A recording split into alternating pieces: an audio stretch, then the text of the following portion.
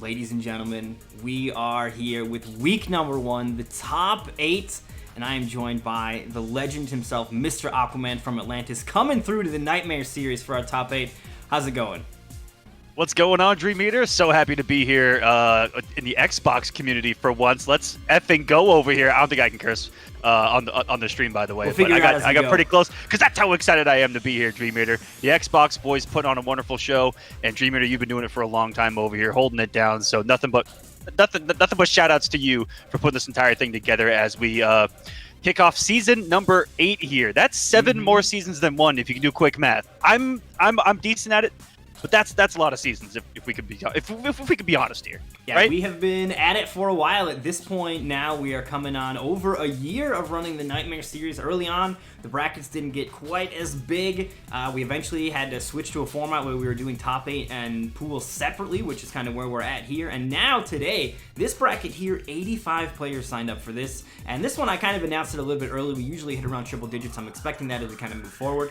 But tons of players signed up, and we've narrowed it down to but 8 left here. So this is going to be a lot of fun, and the 8 that we have left are some of the absolute best on this side. We can actually pull up the bracket. I believe K7's finishing up a ladder match, so we'll just pull up the bracket real quick as we go through what we've got coming up here. And those of you guys on the Xbox channel might not be familiar. This is Mortal Kombat 11. I don't think we said that, so Mortal Kombat 11 is what you guys are coming through. A tournament here, quite a big one, and we've got 4 players on the top side. Those are the winning side. They have not lost a set yet, and that's going to be AJ versus K7 Show Off. That'll be our first set here. And then, of course, we've got Pulse and Tweety following that. And a quick thing to note, AJ, K7, and Pulse are all previous season Nightmare Series champions. They have taken home the big bucks. And by big bucks, we're talking $1,000 prize pools that we end up hitting here in these later seasons. So they have definitely tasted victory. But we've got an intruder among our midst here as Tweety making his way onto the Xbox side, still on the winner's side, and looking to perhaps add another realm to his already growing expansion of victories. I mean, he's been winning it in Outworld, all over the place. I don't think there's an online tournament series that Tweety hasn't won, and I speak from experience on that one, Dream Eater. I don't think... I've almost never run a series that Tweety hasn't gotten a victory in, right? That's insane. He's coming over here. He's coming over here for a reason. He wants to, increase that legacy, that saga that he's built up over the years as being, honestly, not just the online tournament champion kind of guy, but this was one of the first examples. And I say one of the first examples because we saw it creep up in previous titles, but in MKX, Tweety came along, online only, was beating every top player online, was winning all these online events, and then was able to transition it to offline first time around, getting a top 8, and has been one of the best Mortal Kombat players and has been looked at as one of the best Mortal Kombat players since then on planet Earth. And it came from an online setting just like this, and he has shown us that he sticks to his roots and that this is how he stays at that level. So let that be a lesson for everyone at home as well, to take a note out of the Tweety book of success here in Mortal Kombat 11, in Mortal Kombat in general. Absolutely. Tweety has a long list of accolades, looking to add another one. But before we get to that, we are going to have our first combatants up, K7 Show Off versus AJ74U. They are here in the lobby. AJ, whenever you're ready, go ahead and come off of AFK. Uh-oh, the Illuminati music, whoops. And we will be hopping into our first game. How did the Illuminati music get turned on? It must be the Illuminati. Whoa! It must be the Illuminati pulling triggers somewhere, right? Absolutely. Oh, and a gifted sub from Mr. Vort over to AJ as well. Got to make sure the champ's got his emote in the chamber. Oh, adding pressure on the AJ. Wait a second. No, this is a strategy. He's trying to throw him off his mental game out here. I mean, and shout outs to everyone watching on Xbox, by the way, guys. If you like what you're seeing, if you play Mortal Kombat 11, get involved. He said he wanted to get the entrance above triple digits. Help a brother out. Compete in Mortal Kombat 11. Grow these events. Check him out. DreamX, EaterX. Dream Eater, I know that you don't want all these shout-outs, but you're getting them anyway, baby. Thank you so much. I'm not the greatest at doing it, but you've got me covered, it appears. And we're going to be hopping into our first match. So we had been seeing in the past a lot of Scorpion from AJ, but here, as predicted, continuing the Rain charade that he's been running, and I've been loving it. I myself have been playing a lot of Rain since the character came out, so excited to see his Rain. But the Frosty Champ on the other side, the classic Sub-Zero from K7, is going to be quite the ninja duel. And this is someone that also was a Rain main for a while there, was K7 Show Off, and was using this exact variation. These guys are blow for blow right now. Swinging with the haymakers early on, getting... I mean, there are 4 bars of meter missing off of the screen right there. I can't even count on my hand how many times I've seen that. Yeah, they have definitely been looking to expend everything here. And it was only 20 seconds in, it was already missing. Nice throw from AJ, gonna take that life lead with that Hydro Boost. Will find the connection. Took away the gap, and that's the smart stuff from AJ. Missed time to jump in, and this could lead to a 50-50 for your life right now. He just comes off of it, and here comes the damage. Oh my goodness, he's gonna hit the breakaway, and that is death. Oh, he hit the breakaway? Okay, I was about to say. It hit the breakaway, and that is death. 600 damage later. GG's big fan. You shouldn't have breathed wrong. Sub-Zero, baby. That is rough. I kind of looked away for a moment, did not notice the breakaway happened, but that is really going to crank the damage. AJ can at least feel confident that he's got that fatal blow off the table now, though. What a shimmy right there. And to do that with back 2-1 from AJ is... That takes some big balls right there, because that has the reach of a T-Rex. Jab punish, just standing there stoically as that big forward 4 whiffs.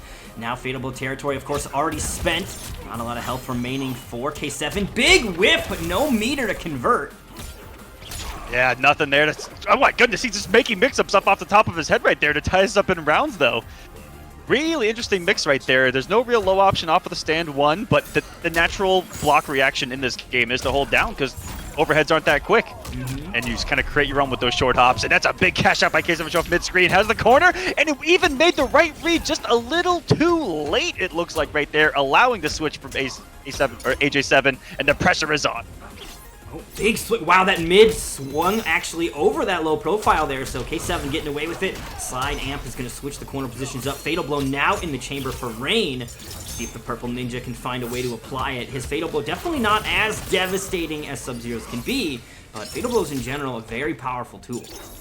Yes, they are, and Rain just needs the one hit, you know, has a lot of crushing blows accessible right now with the Argus Plunge, with the 4-2-3. Look for him to be fishing for that 4-2-3 an awful lot right now, and just going to be right on the defense as K7 Show Off, just knowing when that stagger was going to come, and that's just someone that, again, plays Rain a lot, knows those staggers, because Rain is a character that does revolve around a lot of unfamiliarity with the character and a lot of kind of hard reads in situations where you do like a back 2-1 and pray to the Elder Gods that you get away with that stagger because it's incredibly negative, right? And K7 Show Off calling it out, knows that when Rain stops his pressure, I would say 9 times out of 10, it's still going to be your turn and you can't let Rain disrespect you.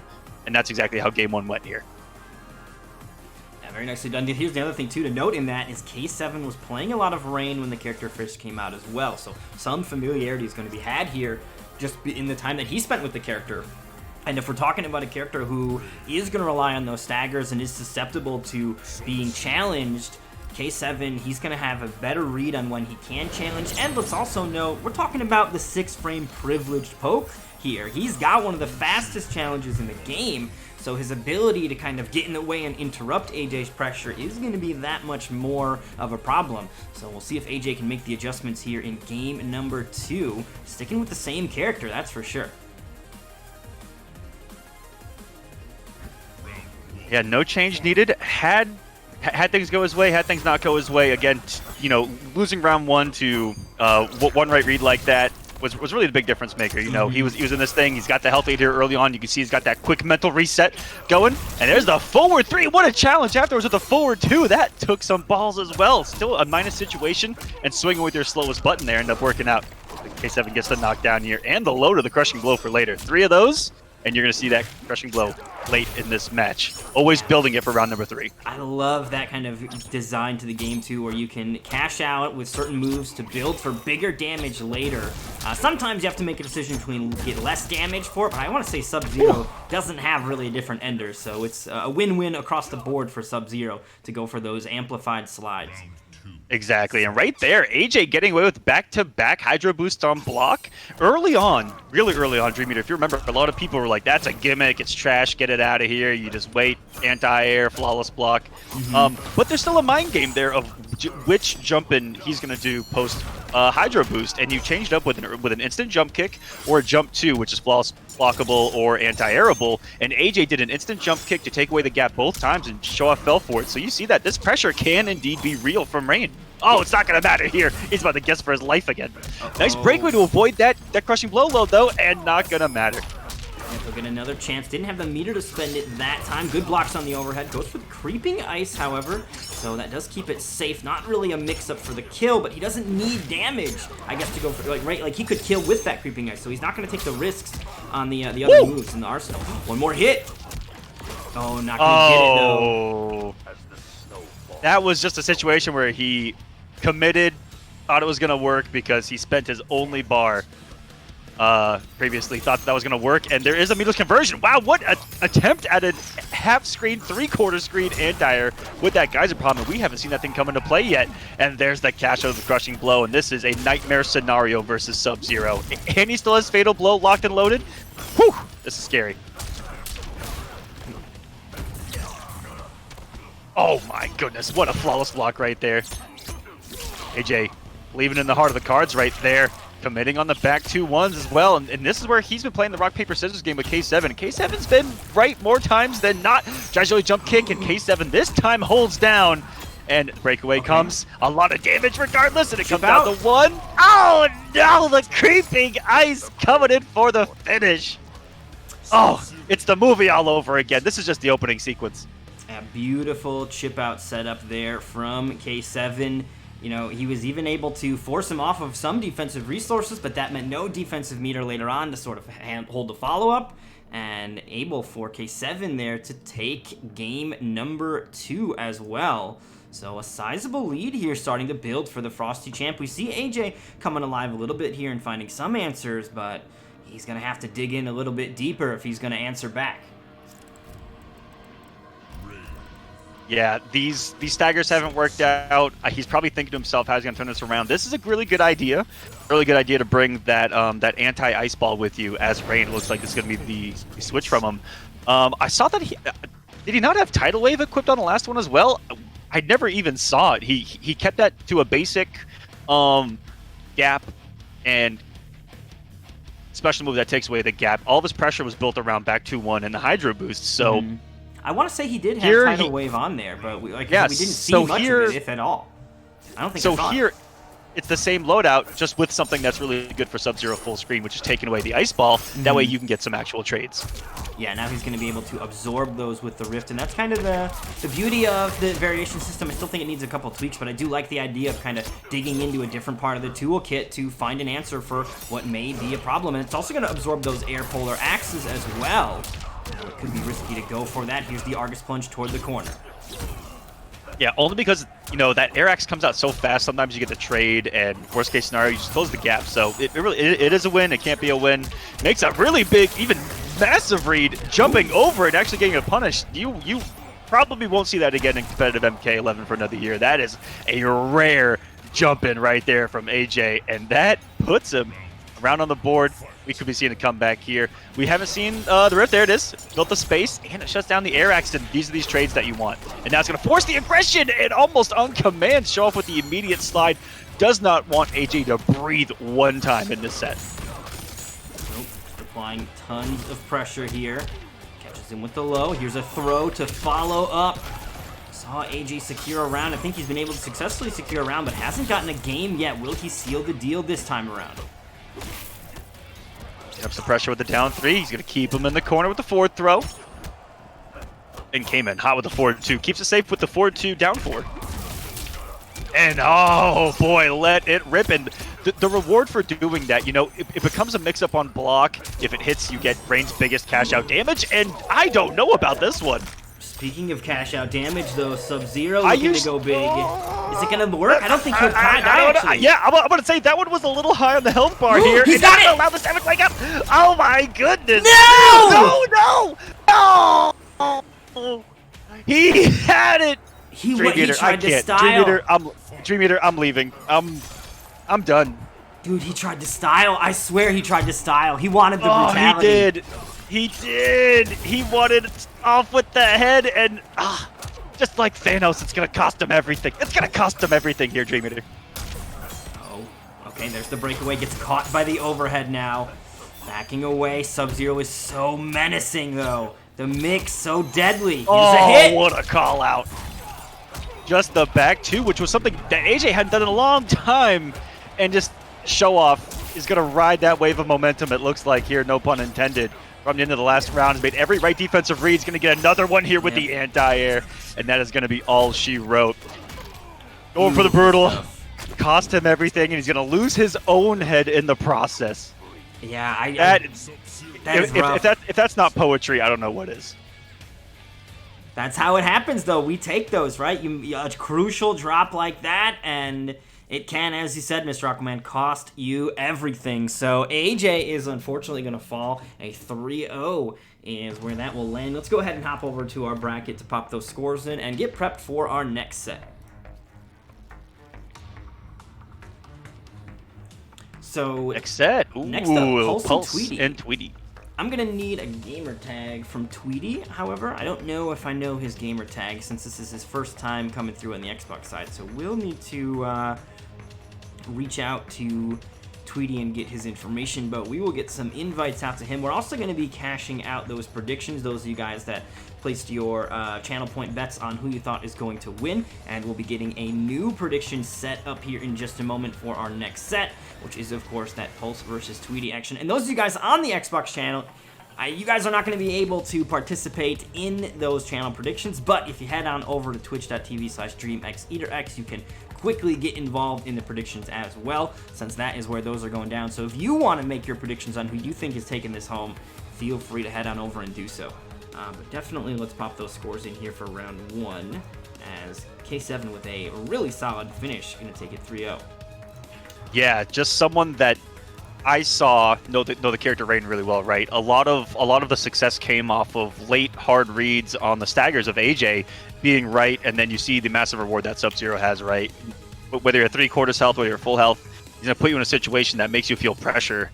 And for AJ, in most cases, he was at or under half health, and he was one hit, one guess away from dying off of those situations where K7 was just right. Where a lot of those games did go down to the wire, right? A lot of final rounds, but it was K7's ability to know that AJ can only commit so far under pressure before having to try to change something up, right? Because that changeup is what could also get you the win with Rain. You know, if you do just back two on block into a back two when it hits, that's a completely different situation than being right and you die for it. So that's just good rock, paper, scissors from both players. K7 being on top of him here on the winner's side. But AJ's not out of this thing. Oh, absolutely not. Still has another chance. And right now, AJ is, of course, our reigning Nightmare Series champion. He won Season 7, so a little bit extra on the line for him to perhaps defend, but still, of course, has that opportunity to continue to defend it as we move into our next set, Pulse and Tweety. I am still looking for Tweety's gamer tag, though, so give me a moment. Let me see if I can find him on the interweb. Oh, it's like different now. Yeah, and I don't know if he's still got access to the one he had before, too, I think is the other part of the question. Oh, I want to say that it's Tweety.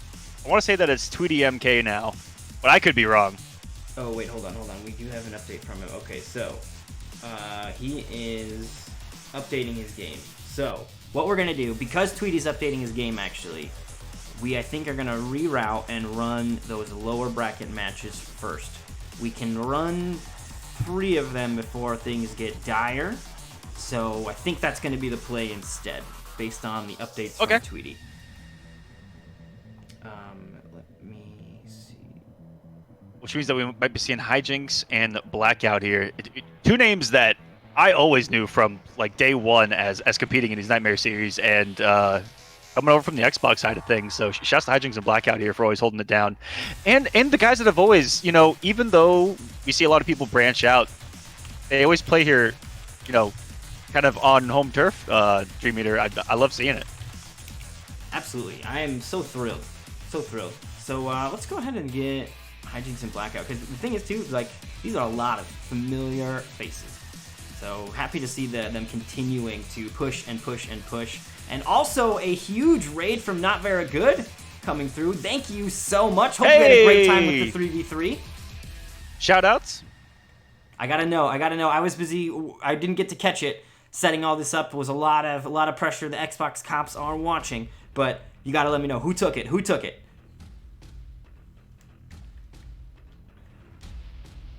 Team Canada won? Oh no. I'm just kidding. Congratulations to Team Canada. Very well done. Talented players in there. Congrats. I am navigating into a strange part of the Xbox. Hold on. I got lost. All right, so someone in the chat wants me to say buff Shao Kahn. No, I'm saving all of my complaining for the rain that you just saw right before our eyes, okay? Shao Kahn hits you one time in a half of your life, and there's nothing you can do about it. All right? He just plays the Shao Kahn song with the bells tolling. Dong. Rain does the same thing, and for 2 bars of offensive meter, he's gonna tickle you a little bit. Yeah, he's gonna tickle you a little bit. He's gonna wash your hands for you, and he's gonna send you on your way to your next winter side match. That's what Rain does in this game. He's just a wash station in the bracket. Like, if you look at your bracket and you go, "Oh, I gotta play this Rain player," you're like, easy. Oh, if I'm fighting a Shao Kahn, I'm sweating. I'm like, dude, if I guess wrong once, I'm dead. I'm dead. Anyways, figured I'd be having some fun with chat here tonight, guys. Oh, tell them how it is. They're gonna demand buffs, and they're demanding it in the wrong direction. I agree. Rain needs absolutely help, please. So Pulse is in the lobby still.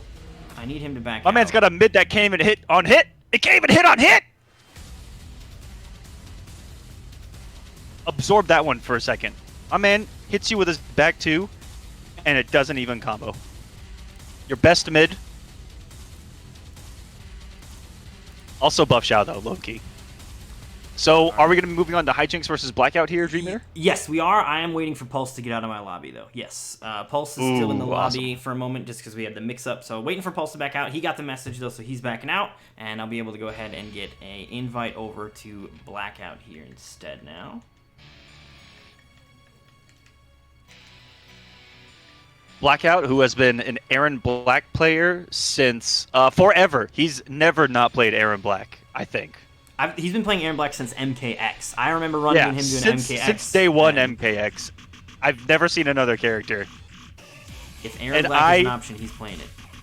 And you have to respect that. It's a true loyalist. There are not many true loyalists out there. Think about it. There really aren't. There aren't many left.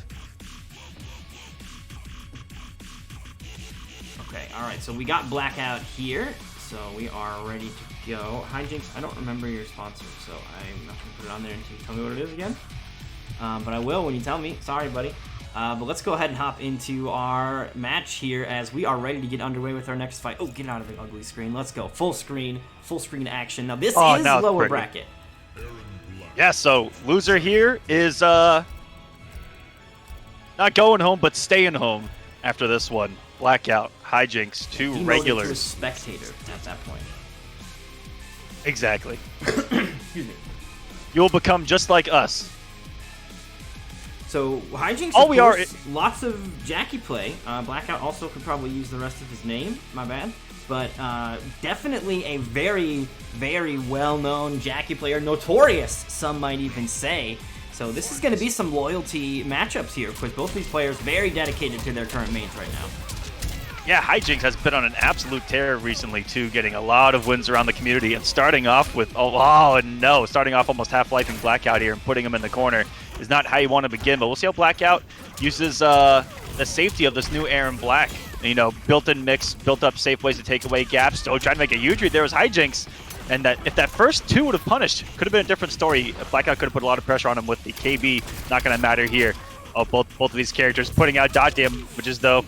Ooh, it's caught. Not a lot of health left here for Blackout. A throw away from death, basically. And Hijinks comfortable to just kind of sit there and let Blackout come to him. Here's the tick throw setup, though, into the car. Gonna be a little extra boy, damage. This health bar is turning around. Oh my goodness. This is going to be enough. One guess situation. A lot of bar for Hijinks. I'm scared. What a block on the low. So much respect. Oh my goodness. The Roll people's away. elbow. Oh no, I'm so scared. It's gonna be a punish. No, still got him with the stagger of the stand too, and that was really smart. Oh my goodness. That was unreal, Mr. Aquaman. When he did not punish that dash punch, my heart skipped a beat. He got the redemption there with that back two, but that got real dicey real quick. Yeah, that came down to a lot of things. It was a little bit of errors on both parts, right? That was a true scramble. Hijinks with maybe a little too much respect, I feel like, on block and just out of neutral there in the corner, leaving that situation where he could have swung after that stand too, but not today. Oh my goodness, Blackout is starting to run away with this, sitting on the dot damage. She's going to be taking, dealing with a little bit of her own medicine there. That's what this variation of Aaron Black's all about. Too, right? If you get caught with one of those stray acid pours while that acid's on there, that can really ruin your day quick. Yeah, and it's relatively easy. As long as you get the acid out, you can do something into that for free. It's because it's safe on blocking. Oh no. So this is going to be the round as Hijinks lets loose with a fatal blow of his own.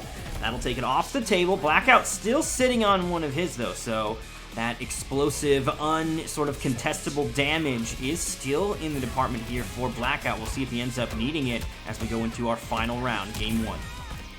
Oh, there's the big online air and risk. Love to see it. And the anti-air, and that is going to activate the crushing blow. Talk about setting that up beautifully, Dream Eater. You could just clip that and say that's how you do it with Aaron Black. And that is why Blackout's the one to show us, right? Because this is the loyalist. He's put the time in. Beautiful execution. Okay. Oh, even the slight gimmick there of down 3 into the back forward 1, but again, safe on block, put you at -7. At a really good space where Aaron Black's kind of annoying for Jackie. That's one matchup you hear them kind of complain about because of the buttons that low profile a lot of Jackie's normals. Blackout with a really big air-to-air read, jump kick, takes game number 1. Very nicely done. That's a big victory here for Blackout as well. Able to take that game, definitely setting the tone early, and now he's got a little momentum to work with here. We'll see what the answer is from Hijinks as we now move into game 2.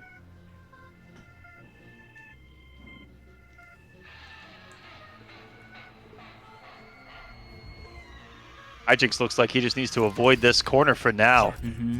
Aside from that, everything was looking pretty decent. Had a great start. It seemed like to me when Hijinks had that really comfortable looking life lead, and he got very passive. He just started hunkering down. Maybe he was looking for a chance to get the goose set up, and Blackout took that moment of room that he got to control the pace and just ran off with it. And I think that really kind of jostled Hijinks' game plan there. So we'll see what's going to happen in game 2 now. I don't expect that Hijinks is going to get as sort of passive in the later stages. I think he's going to look to finish. That's what you would hope, right? That is, if you think about it like even football, right? It's just like having the lead in the fourth quarter and trying to run out the clock versus continuing to play the way that you have, right? Very similar situation where you have the health lead, you get too passive, and you give your opponent too much room to breathe, and they're able to just apply their pressure, and if you're wrong, you're wrong. But now he's purely on the offense here. That a flawless victory in the works. Never mind, spoke too soon. The curse always being cast to perfection around these parts. Try to get a flawless victory on my stream. I dare you. Oh, ballsy button press, and Blackout is going to try to real master comeback this. And if he didn't commit to the dash, he would have had the same exact setup that he had in the previous round because there was a stand 1 anti-air right there ready to go back into the crushing blow. But didn't believe and thought that Hijinks was going to respect it because he had already done it, right? So that's mind games on top of mind games that these players are applying to each other. Oh, like KD. Oh, wow. What a huge call out on the get-up attack there, though, Aquaman. That is big, but not going to be able to really run too far with it as the wake-up buttons from Hijinks to take it back into Jackie's control. Yeah, that was an aggressive button press right back from Hijinks. Making a right read on the rifle pull-out. And now he's got a monumental read. Blackout going to need a miracle here. Raw slide's gonna start. Tries another one, but leaping over it, the floor becomes quite literal lava for Jackie. And we're all tied up at 1 game apiece. Very, very solid game there from Hijinks, not giving up a round at all. You could definitely see a shift in approach there. A lot more aggression and able to really enact his game plan effectively to tie it up here in this set.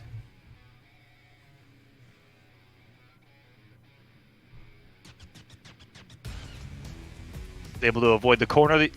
Was able to avoid, again, getting a health lead, and then being less aggressive. He stuck to the aggressive game plan, got on him, and burned that health bar 2 rounds straight. Good mental game from Hijinks too, not to let that game one bother him. Because I know that if I'm in that situation where I have a big health lead and I just let someone make a comeback and I don't do anything about it, I would be pretty upset mentally. But yeah, short term for Hijinks here, right back to work. Definitely got to kind of shake that one off and just power forward. Do not let that impact your mindset going forward. It does look like Hijinks was able to kind of shake that off. We'll see if he can maintain that. And Blackout has to do similar, right? He's got to realize, hey, I got to win. I can do it again. And definitely kind of cling on to those feelings he was feeling after that first victory and kind of wash away that most recent loss. This is a big oh!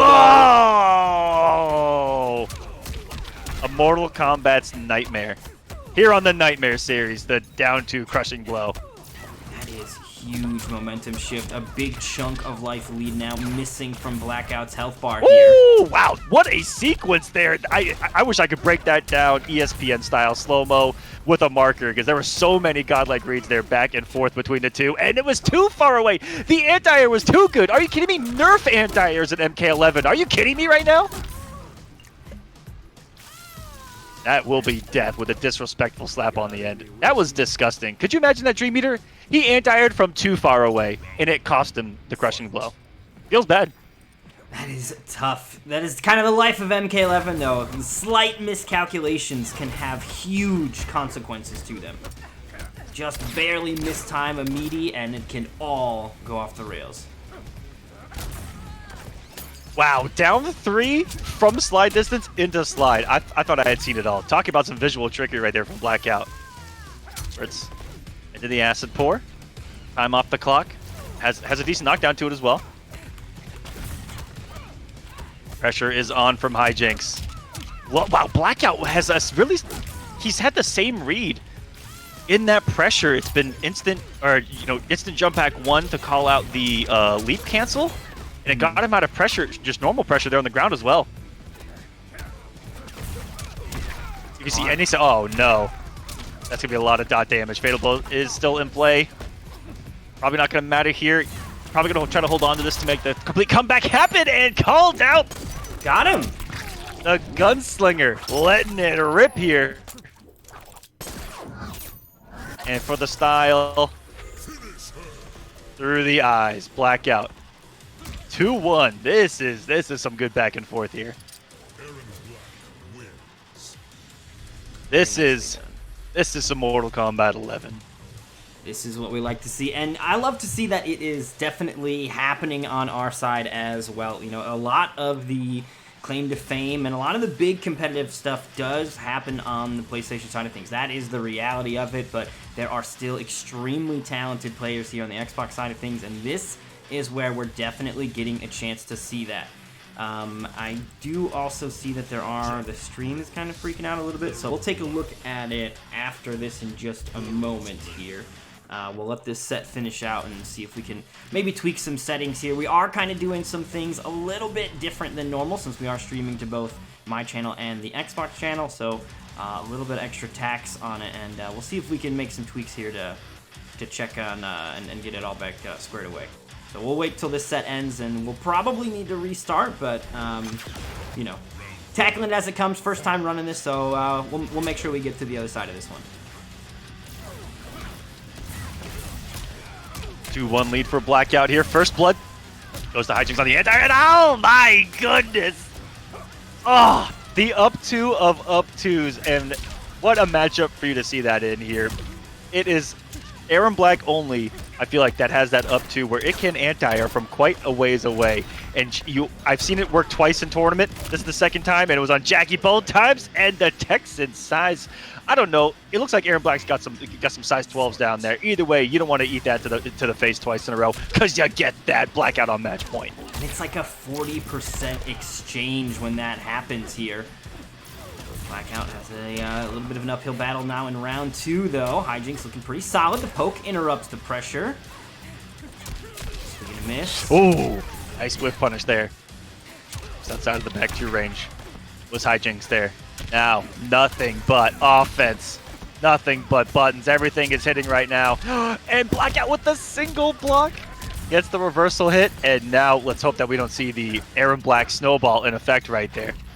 Watch Nice out for the not goo. the challenge. YOLO slide! Oh my One more hit. He's got him. One more hit. Oh, he went for it. I appreciate the tenacity, though. Yeah, exactly. I halfway respect that as well. You know, it was right before the acid was going to run out. Hijinks could have gone up into the air, done some leap shenanigans, tried to call it out.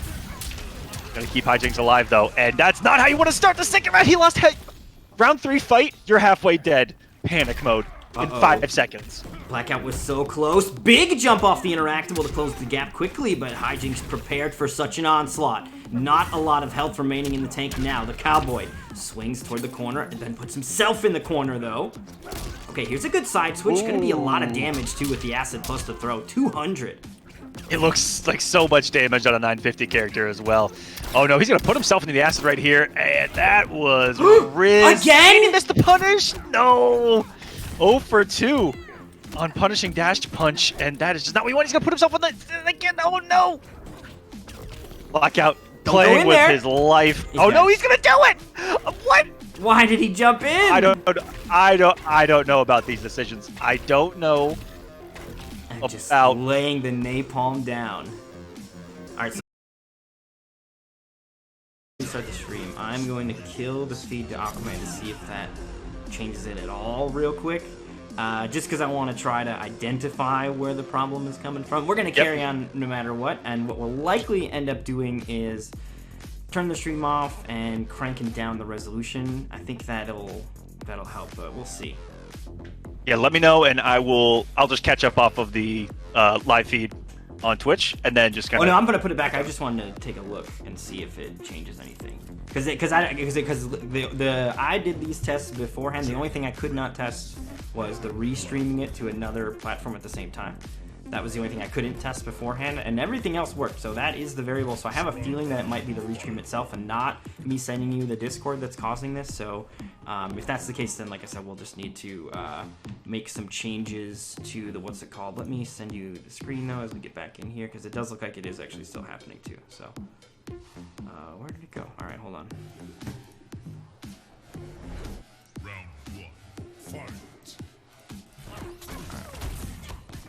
Aquaman should now be able to see again.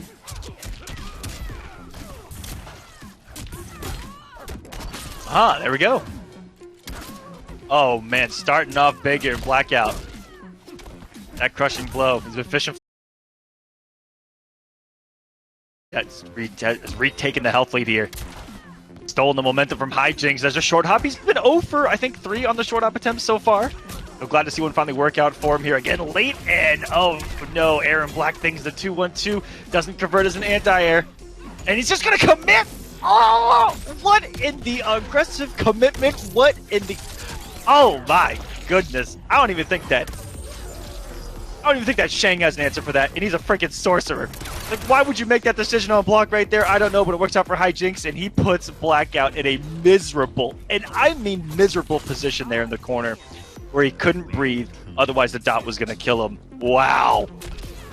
What a momentum shift. What an everything shift here. Blackout was in full control of this entire set. How many times?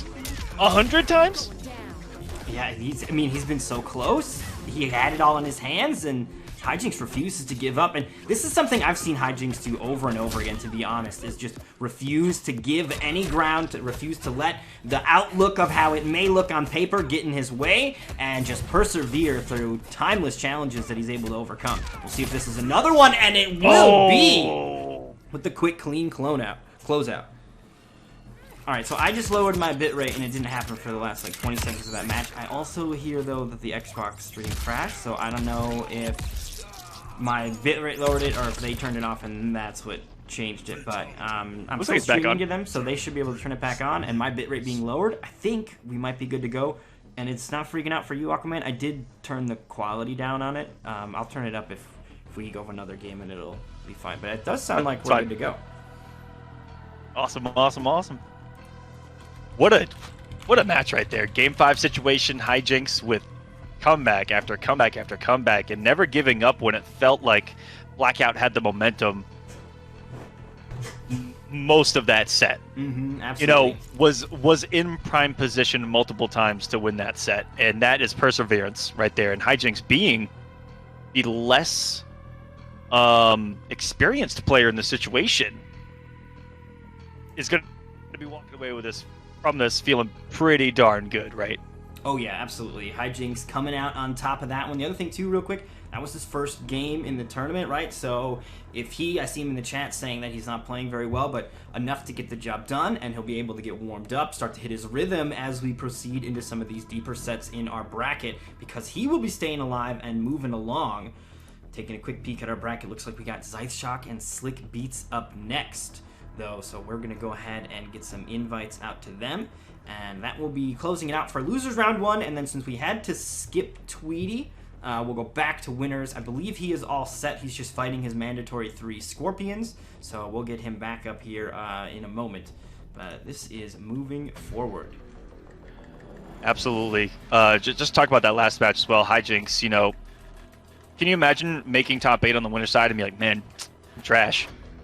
Come on, Hijinks, making top 8 on the winner's side, well, getting a W, side. He's advancing. On the loser side. He's on the lower side. Sorry, loser side. Top 8. I forgot to jump down. Yeah. Hey, top 8 still alive in this thing. Hey, what else do you need? I would have been out 7 rounds ago. Yeah, given the other competitors that we had, and of course just looking at I would say you're doing that he's right. amongst, he is amongst some absolute titans, so he's done a great job to make it this far, and still continuing even further. I believe guaranteed 5th place now at minimum here. So real solid plays here from Hijinks, and continuing to add to his long list of achievements as well. Everyone in chat talking about how I look like Omni-Man, and after watching that show, I don't know if I want to be associated with that reference right there. I concur. You look just like Omni-Man. I debated asking if it would be okay to call you that. Keep me wholesome with the Ron Swanson ones. Come on now. This is true. There's a much better record. We don't want to get too into it, but I want to hang out with Ron Swanson more than Omni-Man. That's for sure. Exactly. If like man, this guy, all I think about is Omni-Man when I look at him. It's like, oh no. Yeah. Right. Terrifying. Oh no, that's not something you necessarily want to be associated with. But one heck of a show. One heck of a show, I will say. Yeah, really, really good. I've been enjoying it. Let's go ahead and hop back into our show, though. We've got our competitors ready, and we've got Slick Beats versus zeiss. Also want to quickly give some follows, or thanks to those that are following. There's been a lot of you guys as of late, so Josie Aventura, No Limit QT, Angry Duck Boy, Django FGC, Clea, Red Eye, Walking Dead Man, Cat in the 34. All you guys, thank you so much for coming through the follows. Really appreciate that. We're going to also go ahead and pop in the prediction winners. Hijinks takes it home, and we're going to get another prediction up for those of you guys that want to place your bets on who you think is going to take this one. Is it going to be Slick Beats or zeiss? Likely going to be, not a Laumir. Interesting. Oh, I was yeah, expecting we were talking about that. We were talking about that. Was expecting the Laumir, but not today. Gonna see the Scorpion out here early. Not surprised to see that it is zeiss that budges on it, however. Slick Beats is without a doubt a tried and true die-hard Kung Lao player. I don't think I've ever seen him play anybody else, but zeiss does have a handful of other characters in the arsenal, so interesting to see that he does prefer Scorpion over the Mirror. And this is a little bit different of a Kung Lao too, rocking the possessed hat. Yeah, I think he saw some of the tech Aziz was just posting about basically being able to combo off of normal possessed hat, so maybe he's going to try to get the spacing on that. But I will say we've also seen Slick Beats use the possessed hat a little bit in the past. You know, that dedication to Kung Lao means he's really explored everything, even the bad stuff, and he can find uses for just about everything in the kit, at least enough if he's going to bust it out in tournament. He feels confident he can get the job done. Okay, nice throw. 50% mark territory here now. And let me know if the frame drops have cleaned up. I think we're good, but... Alright. Be a setup? No, just that looks like a full cash out on damage there. Meaty works out. What the? Russell 1-1 gets the anti-air, and oh no, the fatal blow drops. That's exactly what Scythe was going to be looking for, and thought that it was just the stagger coming, and Slick says not today. You got to worry about a couple of different unique things on block here from the way that Slick Beats has approached the pressure, right? It's not just the possessed hat, but the other hat, you know, has been a topic of discussion since Ultimate dropped as well. Where look at this thing, it just sits out there and it's just gonna be active, and you're gonna deal with it. Yeah, but coverage. Scorpion, though, one of the characters that can just teleport at any time and reverse the position. Yeah, the ability to get to the other side of the screen when something's coming at you is wonderful here. Slick Beats now trying to get it set up. There's that hat interrupting the response from the shot. And look at there. That is a perfect example of it. You thought it was your turn. You thought you could disrespect, maybe get away with one. Maybe you'll be more plus afterwards. Oh no, this is a terrible situation, and I have found myself dead. That is exactly how quick it can be. They're in pressure, thinking it's over, and oh no! Extra fight crispy. Fire with fire. Extra I feel like that should. Indeed. I feel like that's not very effective, but. He's like probably fine. He's probably fine. He'll be back in the next game, I'm sure. If zeiss wants him, he'll be ready to hop off the bench as if nothing happened. But Slick Beats is going to go ahead and secure that first game. Solid stuff from him. A beautiful brutality at the end to close it out. You know I'm a big fan of those. So let's move now into game 2. Now, I genuinely am curious if zeiss is going to bite the bullet and opt into the mirror if Scorpion doesn't start to get some answers for him. I can definitely understand why he'd be inclined to not do the mirror. You know, it's not a weird thing for players to not like the mirror match. I myself on that list, I don't like the mirror matches really either. But I think there's a certain point where when your counter to the mirror match isn't working either, you just got to bite the bullet and go for the mirror on that last leg is what I think would happen. Yeah. We'll see if zeiss follows suit with that.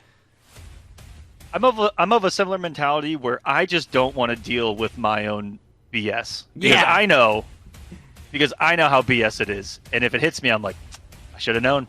Exactly. The excuses are minimized. You can't be like, oh, you can do that? Exactly. You're just like, man, I really should have known. But it worked on me. This character's broken. All right, big uppercut. Oh! Okay, here's the teleport as well. We got some old school anti-airs here. Look at that. Resets neutral with the teleport away. And he is schmoving on the screen right now. Finishes the string. That is going to be a full punish here, though, from zeiss. Get the neutral jump punch combos as well. Clean damage, 311. Wow. Watch it now. What a clean round there from zeiss. And he was so active with his movement. It was a beautiful thing. It looks like he's getting a little more aggressive in his movement, and he's maybe making an adjustment from game number 1 where he wants to make that decision where he feels like if he lets those hats become active, it's going to be a problem. So I love him kind of fishing at those ranges where Slick is going to be second-guessing, even putting out that buzzsaw. What's it going to be? Guess here? Safe pressure from zeiss this time around. Daggers with these mids from both players. There's that teleport, but the hat ends up catching him still. Oh! That is tough. Things you hate to see for $400, Dream Meter. I don't know if I hate to see it. I'm not a loud player. Things you love to see if you don't like it. Exactly. Oh, gonna close it out with this. Yep, he will let him out of the corner, but it's not gonna matter as that's the final round. The last bit of damage he did, and Scorpion is an answer. So here, I think now I was curious if we'd end up maybe seeing the mirror match. I don't think that's gonna happen because zeiss has got to be feeling some confidence with his counter pick, or at least his sort of anti to the mirror. So I think we could end up seeing Scorpion running it the whole way.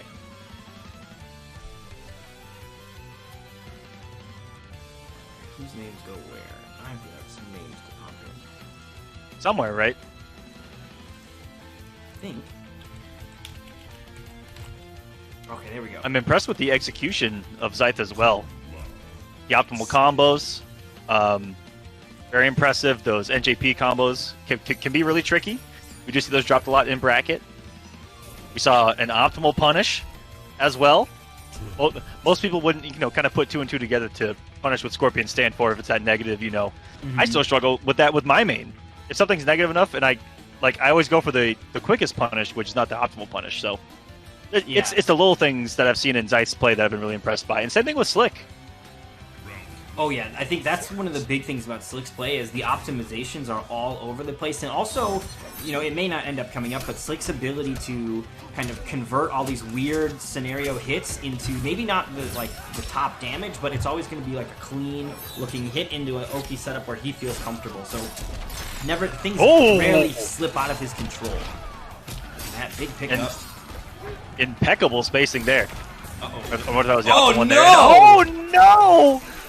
I have not seen that armor break in a while, so to see it here in this top 8, quite impressive. The call-outs being made. And now, talk about a momentum shift. I feel like that the momentum was even up until that read right there. If Zeiss goes down, and oh, what?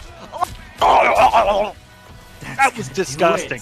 That was disgusting. That was a, it was a kind of a, it was almost like a proximity buffer where he did it at a range where it would only work if Slick moved or pressed a button.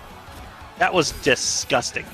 I'm really impressed by zeiss Scorpion here. We don't see much of it because he does typically play a little bit more loud, but it definitely looks like this pocket character is ready to go here in the matchup it's been brought out for. Nice little challenges here. Trying to get his turn back. Slick Beats, though, unwilling to give it up freely. Here we go. This is the opening zeiss needs. Breakaway will come out. No way to get a challenge on that with the armor break. And the ducks! Oh! He's got him! The micro duck so fast you probably blinked and missed it, ladies and gentlemen. And again, that one little interaction where I was like, I feel like if this is where Zeiss starts to run away with it, and I don't think that he got hit really after that. That was a crazy shift, but off of something beautiful. You never see that back 3 armor break, and if I got hit by it, I'd be like, you know what, you got it at this point. Right? Yeah, everything it can really worked. Crumble Everything you. Was right. I know that I would be very, very crumbled by getting hit by that because I lost my defensive meter and I'm still going to keep losing health. I got red that hard. Like, that is a series of bad events. We'll see if Slick Beats can shake it off here as we now move into game number 3, or 4, I should say. And set point available here for zeiss. He just needs to close out this next one and it's all over.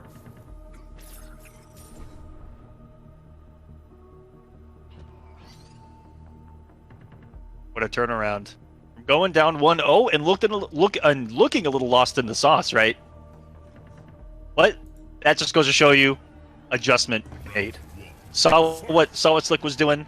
He's been a lot more patient. You know, the regular possessed hats on offense haven't worked out, and a complete shift in Kung Lao from Slick Beats. Going to the spirits, going to Z-Hat. That's the thing, Slick Beats does have a deep reservoir of Kung Lao kind of builds to go to, so now looking to reach into the toolkit for something a little different to see if it works against this Shirai Ryu Spectre. Big damage here, though, from Slick Beats in the corner. 367, and he's not done yet, Mr. Aquaman. Oh, you know, I can say that I have seen that hit every single time. That might be the first time someone blocked that in tournament for me. Incredible. Good patience there by Scythe, and look at the reward. That's a lot of damage. I think he's going to take this round. He's going to turn it all the way around. Man, Slick he's was dead. so close. Is it? Ah! 48%. That is huge damage from zeiss. Just hunkering down in that corner, and he finds victory. Set point now available. 3 meter. If I bet on that killing or not, I would have lost because I would have been like, nah, that's scaling. Scorpion doing the big boy damage. There we go. Crushing blow. Yep, he's cashing out. Cashed out. 1 bar, 365 with the dot damage on for another 10. Slick Beats is on life alert here. He needs to be careful of those possessed spirit calls as well, because if he doesn't cancel it and Scythe simply reacts, okay. Tough. Goes for the ender. Pokes back and forth. Slick Beats is going to find the hit first. Now the Z-Hat keeps the pressure going. Gets the opening off the low. zeiss likely going to hold this damage. He is playing Scorpion, so that defensive meter more precious than it is for some other characters. There's the cancel he wants to use it on. Yeah, what a beautiful offensive sequence there by Slick, and the air-to-air conversion keeps him alive. That was him coming to life finally, Dream Eater. That corner sequence, the pressure was mwah, chef's kiss right there. Yeah, he was making some great reads too on what zeiss wanted to do to get out of that corner. So Slick Beats definitely turning it up here. Nice anti-air as well. We've seen zeiss kind of going to that approach of those neutral jump punches repeatedly. So Slick Beats bringing an answer to bear. What a challenge after blocking the down 3. Zeiss. Patience on the wake up, but no punish. Slow on that one. It's the 4-3-4. And looking for the snipe of the spear right there. If that works out, just a free crushing blow at the range. Zeiss fully cashing out here, trying to get down 2. He's gonna give Slick some life, but he interrupts the approach with the down. Whoa! He didn't have the meter to kill. Slick Beats gets one more chance, and the interactable. Of all of the things right there, Dr. Lee What would be another proud. high octane entertaining match from Absolutely. these two players. Beautiful play from zeiss Scorpion as well. A little unexpected to see it after that first game. I really thought Slick Beats was going to have an answer for it, but zeiss sort of went back to the drawing board a little bit, made the necessary adjustments, and came out swinging for those next 3 in a row. So let's go ahead and hop back over to our bracket so we can pop those scores in, and we've got one final opening match to get through. We had to wait on Tweety to get all the updates and everything ready to go, but Tweety is now good to go. So Tweety versus Pulse is going to be coming up next here. And man, that is going to be a good one. That is another returning Nightmare Series champion, and this time it's going to be versus the outsider. He has not won in the Nightmare Series before at all, looking to make his debut and make it one hell of a debut if he can claim the top spot in that event. Like I talked about coming into this, he has been on a tear and has won multiple series just in the past couple of months. Won multiple series, has won a lot of online tournaments. There's something about the past couple of months where I've seen something different in Tweety. In the beginning and mid of 2020, you could tell, you know, he took a step away from the game. He was in a character crisis. For sure. Yeah, there was a hiatus. There was a character crisis. He was playing Frost. He was playing all these other characters. And then, even came beginning back of 2021, yeah, during the beginning of the year, he shows up out of nowhere again with Gearus and kills everyone. I don't think I can put it any other way. He just shows up. He's like, "What's up?" He kills everyone with Gearus all over again, going back to just basic, you know, the season 1 Tweety that we saw, and he's been killing ever since. Something has clicked. You know, I saw him lose my series in the grand finals, and then since then, I've seen him in that run back, and he hasn't lost like a single game. Like, there's been such an improvement since that time, right? Mm-hmm. And so all these players right now, I think all eyes are on Tweety. You know, they're all trying to defend their turf, but this is this is Earthrealm watching Shao Kahn show up.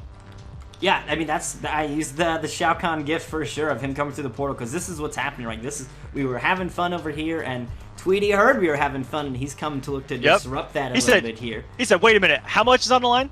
That I guarantee you, that's exactly what Tweety said. He said, "Wait a minute, will get him coming. The coins will get him coming."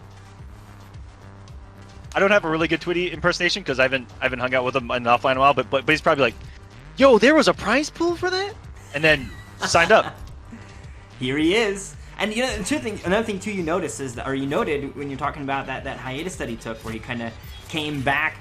I think part of it was a character crisis that sort of inspired maybe that. You know, Gearus was a character that was going through a lot of changes and shifts, and for whatever reason, he did kind of take a step back, and now he's come back. That fire's been reignited, and he's found that home in Gearus in these customs, and he's just been swinging since, and it's been really starting to go his way. So really happy to see Tweety back, and definitely looking like he's comfortable with the game yet again, because an incredibly talented individual within the scene, and would be missed if he decided to hang it up. 100%. Doing it for a long time, been doing it at the highest level for a long time, and it looks like he's having fun again with this Gearus, and he is, to me, you know, if you want to learn Gearus, look at Tweety right now. He has everything you need. He shows you how to utilize the normals of Gearus so well, and he's gonna need to be really on point here to deal with this Johnny Cage pressure. You're probably gonna see a lot of down 4s in the neutral to stop those forward 3s, to stop the back 3s, things like that. Mm-hmm.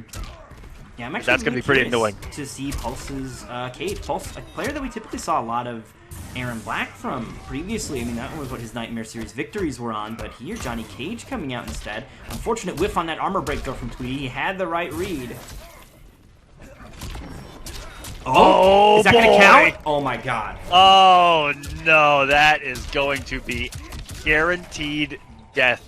The beautiful execution from Pulse and Tweety. Just getting clipped from downtown, right? Barely. That back 3 just slides into your DMs, even if you got them blocked. That was a wild play from Pulse, kind of risking it all, but it works out. Cost him that KB, but keeps the fatal blow for later. The character effectively has 2 of them, so still going to be deadly when he's in that sub 30% territory. And can we talk about Gearus starting that round off by breathing 40%? Gearus hits like a truck as well. I think, you know, maybe it's a bit of a case where Johnny Cage has to spend a little bit more to get those numbers, but I feel like Gearus' ability to just churn out damage, unrivaled by but a handful of characters. Alright, full screen, goes in with the big boots. I think that's another character too people feel a little bit less, or more hesitant to anti-air because Body Splash is such a threat. So getting away with that jump in there. You know, there's the Body Splash jump kick right there. It's the moment that you call out the Body Splash and you're like, okay, he's gonna do the Body Splash. He's gonna do it early so that he can get the plus frames, or try to catch me slipping. And then they do early jump kick, and then GG's. Beautiful execution there by Tweety, who's always got the OS locked in as well with the fatal blow. Beautiful crouch and counter hit, which tells us that Pulse was pressing buttons right there. A little too aggressive. I want to say this too. Tweety is one of the best at using that. I think it's the back three from Gearus, that lunging knee that he's got. Like, his a way to use that move, not just in that instance where he used it to get that little advancement that he needed, but also as an anti-air, as a move to kind of confirm and make sure he gets his damage, like link through stuff. Great expert use of that normal. There it is again, looking to close the gap. Now giving the turn back to Pulse, though, who starts letting rip. That 1-2's been a problem for Tweety so far. Trying to make some hard reads, probably with micro ducks. That 1-2's a problem. So fast becoming a mid to catch off guard. Or Tweety could just be getting shimmied in that situation. Oh! Yeah. Tweety paying the iron price for his own read and getting it done right back to him there. And that was all Pulse. Yeah, Pulse really did seem like he was in control, feeling real good on that. And here's a quick note, too. Tweety does not have a I don't use this controller excuse. He is an Xbox controller user since the beginning. His weapon of choice is the same one as ours. So, he does have a little rhythm to get into, I'm sure. This is his first game. He just got done fighting some AI scorpions to be able to play online, I think. But Tweety gonna have to warm up not the tutorial. quick. Yeah, he had to do the tutorial. Oh, no. Oh, man. Getting those free Combat League points, though. Also, what height of Pulse is this to be Game Slayer 101? Respect right there. But he's been in the Nightmare series, it's always been Game Slayer 101, so I think it might just be some Xbox account what if that was his name? Never used, but feel free to call him Game Slayer in other venues. I'm all for it. I wonder if that was his name before Pulse, you know, before finding his kind of home here in the competitive Mortal Kombat community. Whoa, what a flawless block. Tweety pulling out the old school Gearus right there. He's always slightly negative, and he's always got that flawless block up too, locked and loaded. Hot and ready to go like a Little Caesars pizza. Give me that $5.99 classic pepperoni, $6.50, however much it costs now. Dang you, inflation. Oh my god, speaking of inflation, that damage was inflated for 422. Ah, Tweety, calm down. Weird, not sure. What, it's freaking out again. Questions. Alright, well, maybe we do after this one, just move it down to 720. I feel like that would be the easiest play, if it's gonna keep on. I feel like, because 1080 is pretty big, right? So, 720 would work. I think we could make that work. I'm out of answers after that, but, I don't know why the frame drops start happening. I apologize for that. We'll get it after this set. That'll probably be, or maybe between these games. I feel like I just have to push a button and then push it again. But we'll Sorry see. about that, guys. Testing some new tech with the restream stuff. So 2 channels at once. Perhaps my internet is not equipped. It's a lot of technology going down right now. Oh, what in the down to? What are we doing right now? We're playing Mortal Kombat 11. Just dawned on me. I'm crazy here. He's fishing outside that down 4 range. Remember, I was talking about Gearus' down 4 is going to be one of the biggest answers to Johnny Cage's advancement, and you saw that right there of the cat and mouse. Down 4 is if he reads the forward 3 or the back 3, and Pulse is looking to try to whiff punish it by waiting and then trying to snipe it with the back 3. A lot of good footsies going on right there. We get some big hits. Blow for blows, haymakers between the two. Pulse, beautiful swing right there. Just hard read that Tweety was going to swing afterwards with something that wasn't a poke. And the commitment ended up paying off. Pulse 2-0. And he is looking to defend that turf that you were talking about, Dream Eater. Yeah, this is exiled territory, and Tweety maybe not yet fully initiated as far as Pulse is concerned. Definitely giving him a hard time as he looks to become one of us. So we'll see what Tweety's answer is. I want to say too, real quick, Pulse has been tearing it up elsewhere as well. The MK ladder, sponsored by Xbox, has also been going on this weekend. In fact, still probably happening right now. So some of our players playing right now might be getting some ladder matches in between it. Those of you guys watching, feel free to play some ladder matches while you watch. But we do have the MK11 Xbox ladder going on, and Pulse, he took day one without dropping a single set. So he has been out there killing it right now and continuing that here in our top 8 as he finds himself against Tweety with a comfortable lead.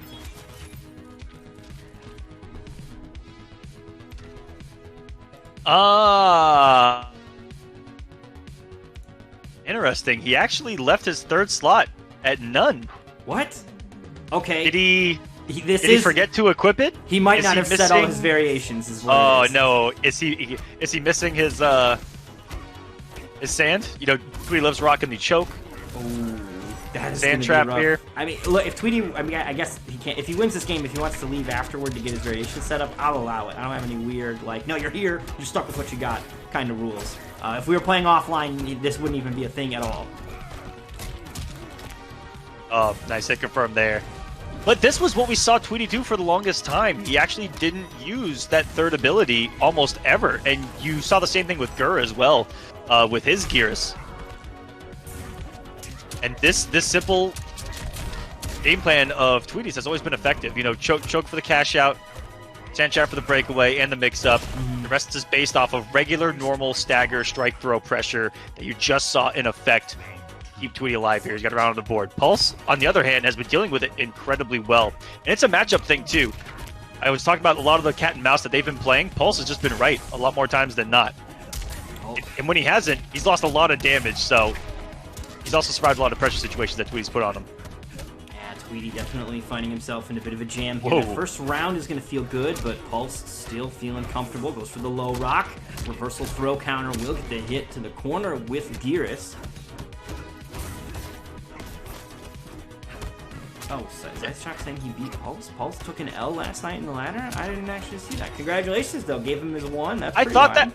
I thought that there was the 1 next to his name when I looked, but I couldn't remember. Oh, pressure is on for Pulse. Plus frames. Disrespected by Tweety.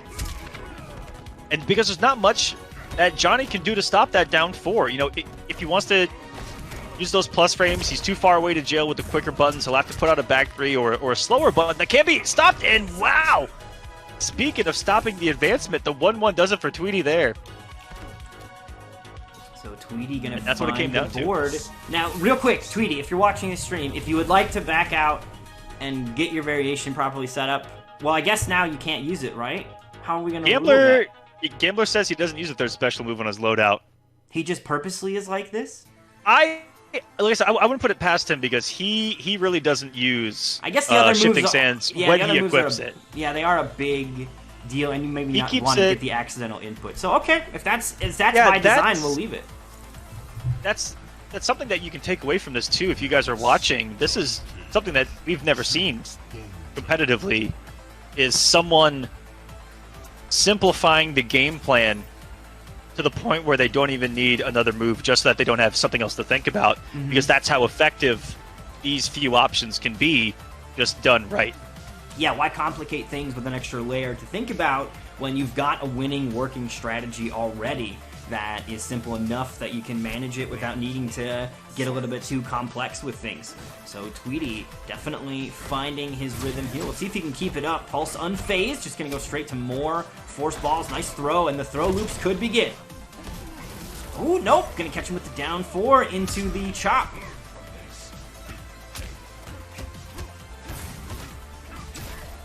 Ooh, Tweety's gotten really challenging after those plus frames, too. We'll see if Pulse swings on the next altercation. Right there. Did you see the projectile? The projectile pretty much is a quick normal. What was it, around 13 frame startup? Yeah, it's super quick, and I want to say it used to be single digits and they slowed it down, but still very, very fast. It might be the mid force balls that were singles, but very, very quick on those. So very hard to kind of contest. Oh, caught him with the mix-up there. You do have to worry about the overhead coming through as well, which ends in a big, giant damage KB. Here we go, though. This is big. Backdash back 2-2 from Tweety right there. Out of the armor and then into the armor. Into death. Whew. Tweety is absolutely starting to come to life here. Round one his way. Had to spend a fatal blow to do it, but I'm sure he's happy with those results. Got him with the judo chop to start this comeback even further. Okay. Swing low into the sand trap. There's still a mix-up attached to that. That was one thing that Gearses didn't use early on that I'm seeing a whole lot more. That 2-4 string has a lot of uses to it. A lot of safeties, fairly negative situations, a built-in mix-up that isn't 100% real, but I don't care what you say. It can work, especially in an online meta. Did he really just let that rip on block? Oh, no. That feels like an input error. What do you think? Yeah, Pulse. 100%. 100% input error from Pulse. It happens to the best of us. It truly happens to the best of us. Let that be a lesson to those of you out there that it will kind of beat yourself up if you have issues or whatever, run into mistakes. Everyone makes mistakes. It's how you recover from them. So Pulse, a little bit of a hiccup there. Accidentally letting rip with a punishable fatal blow. He's got to shake the Etch-a-Sketch and not let it happen again. Yeah, one of the worst times to let that happen, too, is when you're up and and what that one mistake gives you is your opponent's most convincing win yet in a tie situation where it's first to one now for the win. And the momentum is on Tweety's side. He is the one that's got all of the advantages so far and has been finding the working answers. This is where the mentality of Pulse is going to be tested the most. Off of that mistake, will you let it hurt you? You let it hinder you in this last game? You're going to say, F it, swing, Mortal Kombat time. This is another game 5 here. I think this is the second one of the evening. It is. Round number 1, getting 2 game 5s. That's a good start, baby. Really pulling out we love the him here stops on this one. Here we go. Kronika's timepiece. Looks like it's a rendition of Charon's ship, however, though, so the cage will be spent. There's a pillar in the corner to run off of. We'll see if our players end up using those interactables. Controller, wake up! I gotta fall into my controller. Hold on. Alright. It's awake now, baby. That's me down 4. Woo! What a whiff punish by Tweety there, backing off. It's hard reading with the sand trap. One right read like that could cause everything to fall apart. And will he run the sand trap this time around? Doesn't commit to it. He dropped it earlier. Maybe he just didn't believe in the heart of the cards on that one and decided I got the health lead anyway. Not worth the drop. Block attacks. Tweety's definitely hitting his rhythm if he's getting the reads on his opponent's offensive rhythm too now. And that's hard to stop right there. I want to say the 2-4-1 is like -2 or -3. A 6-frame down one. What? Oh no! Is this collusion? Somebody's gonna have to check Pulse's message history to make sure that he didn't get a quick. I mean, luckily he pressed every button available before him and had some rising stars to back it up safely. I cannot believe he got away with something like that. He's on match point though. Unreal. That it should have, right? On in paper, the top 8, this should not have happened. I'm shocked that Tweety let him get away with it. We'll see if Tweety can recover from that blunder here, because Pulse took a big risk. And now, Pulse is answering back. This is all falling apart. Okay. Back to neutral. Oh, gets caught, though, with those mids. And he's actually going to get a full little combo out of this. Not enough to kill, but the chip afterward will do it. Just going with those low pokes. Tweety tried to roll out, was able to avoid that first poke, but the one on the other side will catch him, and no defensive meter to stop and block it means Pulse takes it home with the friendship. The awkward silence, because I have the music turned off. Enjoy. Stopping the reverse 3-0 was Pulse right there, and we thought it was about to go the other way, even more so after the momentum was taken by Tweety in game number 4, right? Where he did the same, he let the fatal blow rip, missed the cancel, but then Tweety didn't kill him for it. And I would have done the same thing. I'd be like, oh, I'm still alive, swing. And it all hit. Gets the round. Got Tweety in the corner. Every single button hit. He stayed aggressive with his buttons, kept pressing, and he caught Tweety jumping out. Made him pay the iron price for it. Stops reverse 3-0. He's going to advance here. And that is going to be Tweety off to the losers bracket here. Still alive, of course. Tweety still has the opportunity to secure a new throne, but he's going to do it on the lower side of the bracket here. And we're going to be moving into round 2 then. That kind of closes out our round 1 fights. We've seen everybody that will be represented here in our top 8. We've sent 2 players home, Blackout and Slick Beats, and we are about to get queued up to send another 2 home. We're going to start things off with...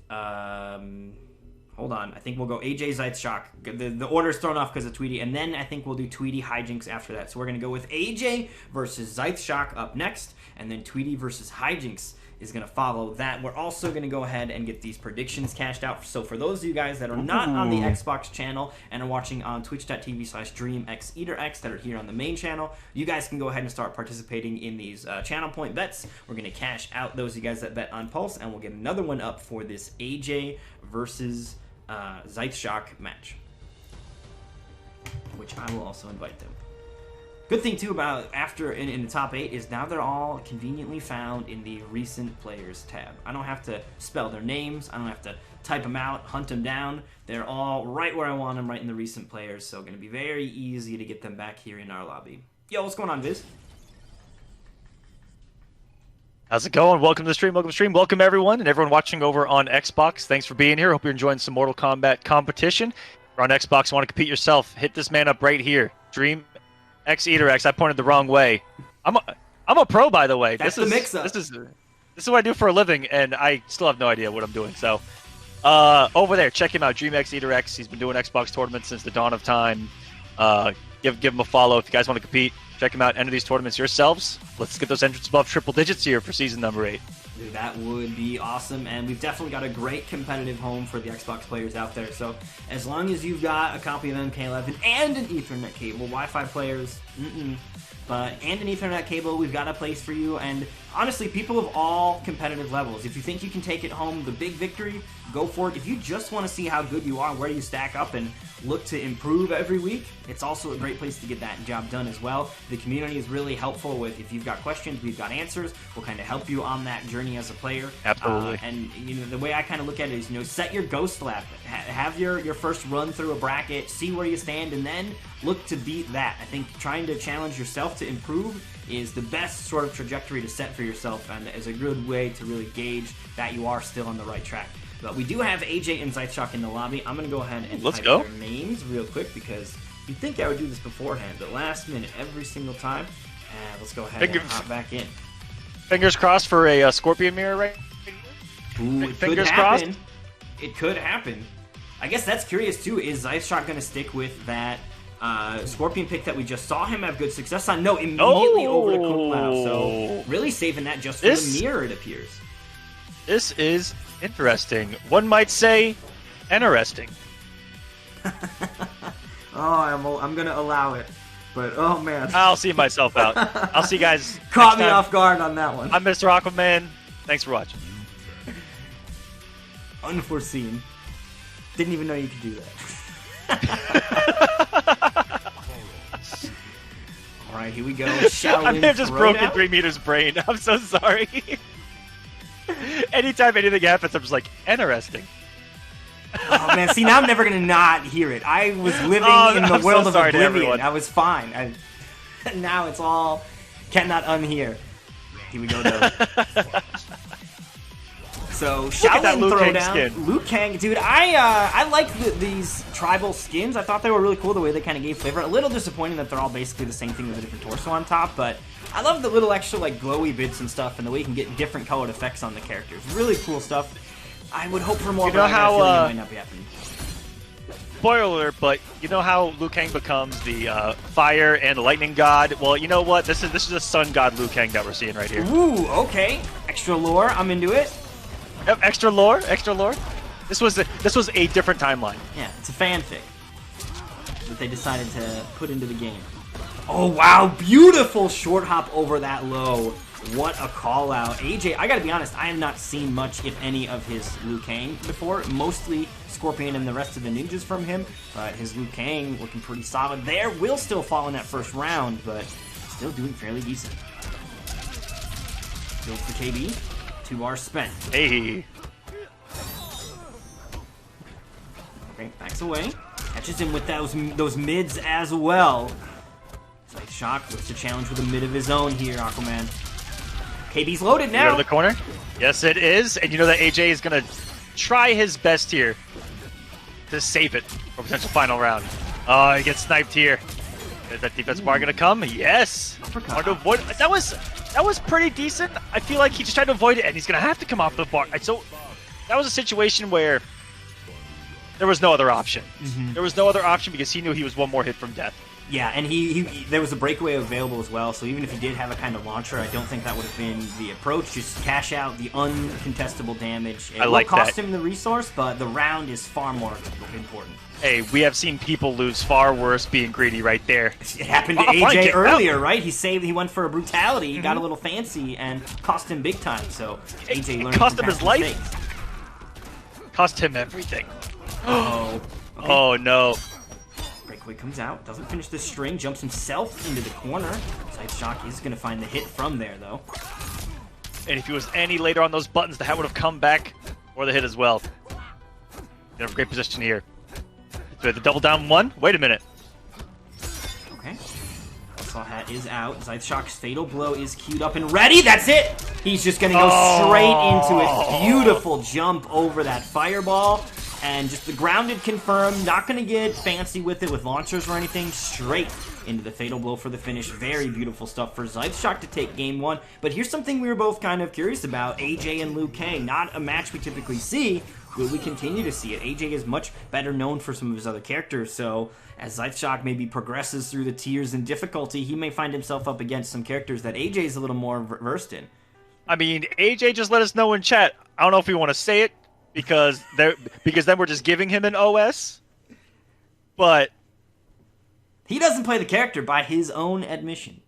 By his own admission, but I also say that about characters I play. Yeah, I've never played Rambo in my life. Get wrecked. I don't even play this game. Exactly. Yeah, that's the classic. I don't even play this game.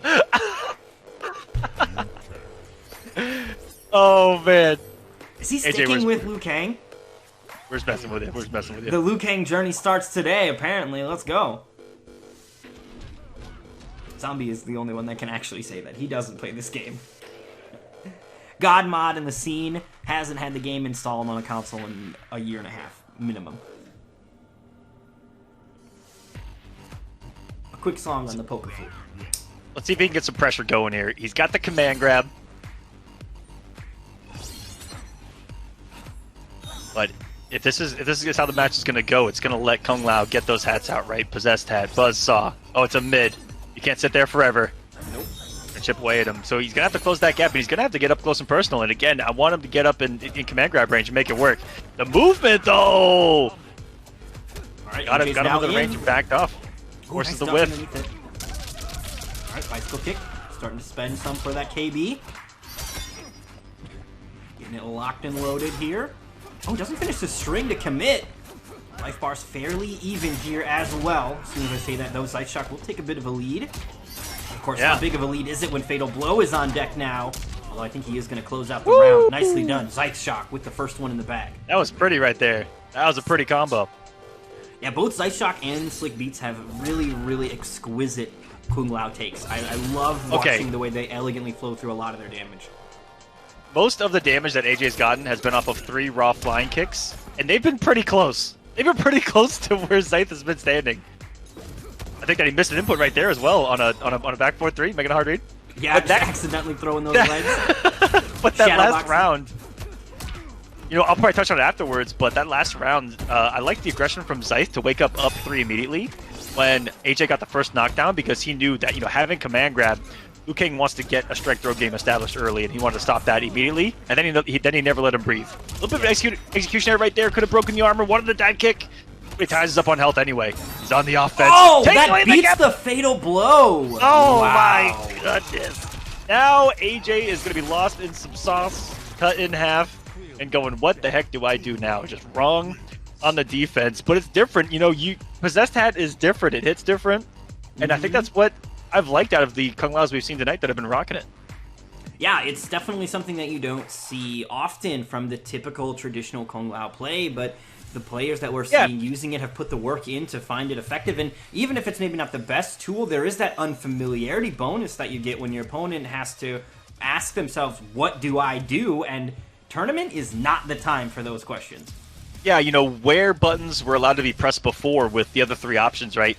If he does strings into Buzzsaw, Z-Hat, Orbital Hat, you know, most of those are pokeable. Most of those are your turn, where you just make a hard read and you can poke them or swing your fastest button. But it looks a little bit different with Possessed Hat. It looks like Possessed Hat might be taking away some gaps. Yep, and that's incorporating a whole new kind of mix-up game for AJ, a new rhythm for him to try to find and get in tune with. Last chance here, and it looks like, for whatever reason, sticking it out with Liu Kang all the way here. He's honestly, believing. A little surprised, but here we go. Believing in the champion of Earthrealm, knows he's broken, He saw the movie. and if it's not broken, don't fix it. Yeah, just look at the movie. I mean, look. Did you see Liu the way he Kang walked and through Kung that Lao. sunset? That's a champion. I gotta say, both of the in the movie, real quick, I love the way that these two characters kind of were portrayed in the movie. They looked good. Seeing Liu Kang in the flesh was really cool. Oh, armor broken. Doesn't spend the meter for that KB though. Oh, Gonna get punished on the dragon kick too. AJ had been, no pun intended, literally playing with fire by doing all those raw flying kicks earlier. Finally comes back to burn him. I need to stop. I need to stop it with the puns. Alright. Going into the corner here. Gotta look out for that command grab both in his arsenal and in the stage. There it is. Gonna set him ablaze. Restand +9. Keeps it going. No fireballs to close these out. It looks like zeiss shock potential, or waiting for the fireballs to kind of end the string. So AJ effectively staggering by omitting that part of the offense. Here's the big leap from the interactable, but not going to get there in time to do anything. So it will then be AJ that closes out the round. A similar story, though. He has not been able to seal the deal yet. Whoa! Rewrite it on this one. That was weird from zeiss shock. Just straight up spin out of nowhere. Yeah, and off the breakaway. Could have been like crouch into forward one and then accidentally got it. I mean, it happens to me. I've been playing Rambo, and I have been snare trapping on block way too much when I'm trying to backstreet. Things you hate to see. Backing away. Life bar's fairly even here. Neither player has really been able to open the other one up just yet. As soon as I say that, though, decent opening, 20% on the board here for AJ. Woo. Pressure is on, and there's that command grab. zeiss was getting a little too comfortable in the block right there, and AJ using the perfect tool at his disposal. Put a crack in that armor today, and another one to keep him alive. The regular throw, and oh my goodness, zeiss maybe just blocking a little bit too much right there. Which was something I thought I'd never say. Right. But AJ stays alive. That was kind of what I wanted to see a little bit earlier out of AJ, was just more command grabs in general. You know, in order for the threat to pay off and open up other staggers and open up other pressure situations and options, that command grab has to work. It has to be at least utilized. It has to be on the back of zeiss' mind. And I feel like for most of that set, it hasn't been on his mind, and he's been playing a lot more free, and he's been getting comfortable defensively. That's not what you want. That's not what you want as Liu Kang. You want someone freaking out and praying to the elder gods that Liu Kang's not about to bop him. You know? Yeah, he's effectively been able to now introduce that command grab into the mix, and that is going to definitely, like you said, kind of make somebody question their desire to sit there and block. And Liu Kang with a solid set of mids, he's a character you typically do want to be, you know, confident in your blocks. I think another thing, too, about that command grab in particular, it's his armor break, which doesn't really matter in the neutral, but it does give it that extra bonus utility to it, and I think it has really good Oki. You can side switch with it, and you're at this really solid position for Liu Kang to... He doesn't have to be in. It's not like right on top of you where he doesn't have a choice but to go for pressure, but he can kind of decide what he wants to do. It's a really great position for Liu Kang to kind of get into the driver's seat after he's connected one of those. And it complements his offense so well. You know, it's off of one of his best mids that can stagger multiple ways, that in the same exact spot, in the same exact situation, he has so many other different staggers, so many other different strings he can put out that are long and hit confirmable. And so that's just a dream offense, honestly. And look at the ranges of zeiss. He's been using that down 4 an awful lot, the down 4 hats, and it's been clipping AJ, pressing buttons. At ranges, he is used to being the one being able to press buttons. Oh, okay, goes for the bicycle. Whoa! Block. Not gonna be a crazy punish here, though.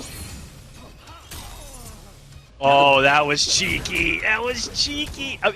I don't know if that was an input error, the forward 4 there by zeiss, but I think that he whiffed and was like, you know what? I'm just going to try to get him to try to punish me here. What a visual trickery right there. Now, Fatal Blow available here for Liu Kang. Gonna make it available for both players as AJ quickly snatches the life lead off that throw. Get up attack to turn the tides the other direction. Fireballs, let's rip with all 3, and that is the round. Zeiss could have been caught right there, reading command grab. That is what it all could have been about. Yeah, that is a risk that AJ Shoney's willing to use, and just knowing that it's on the table can really throw off your defensive game plan. So getting caught by some of those hits could be him looking for a command grab to duck underneath. Liu Kang not blessed with a mid command grab. Look at this flawless victory in the works here. Try again! Try again! It's never happening! All I gotta do is notice a flawless victory happening, and the curse is cast. You're done. Yep. You know what, Dream Eater? Let's just put that one on you. Dude, I'm fine with it. I'm totally fine with it. I'm all about my role in society as ruining perfection. Fine with me.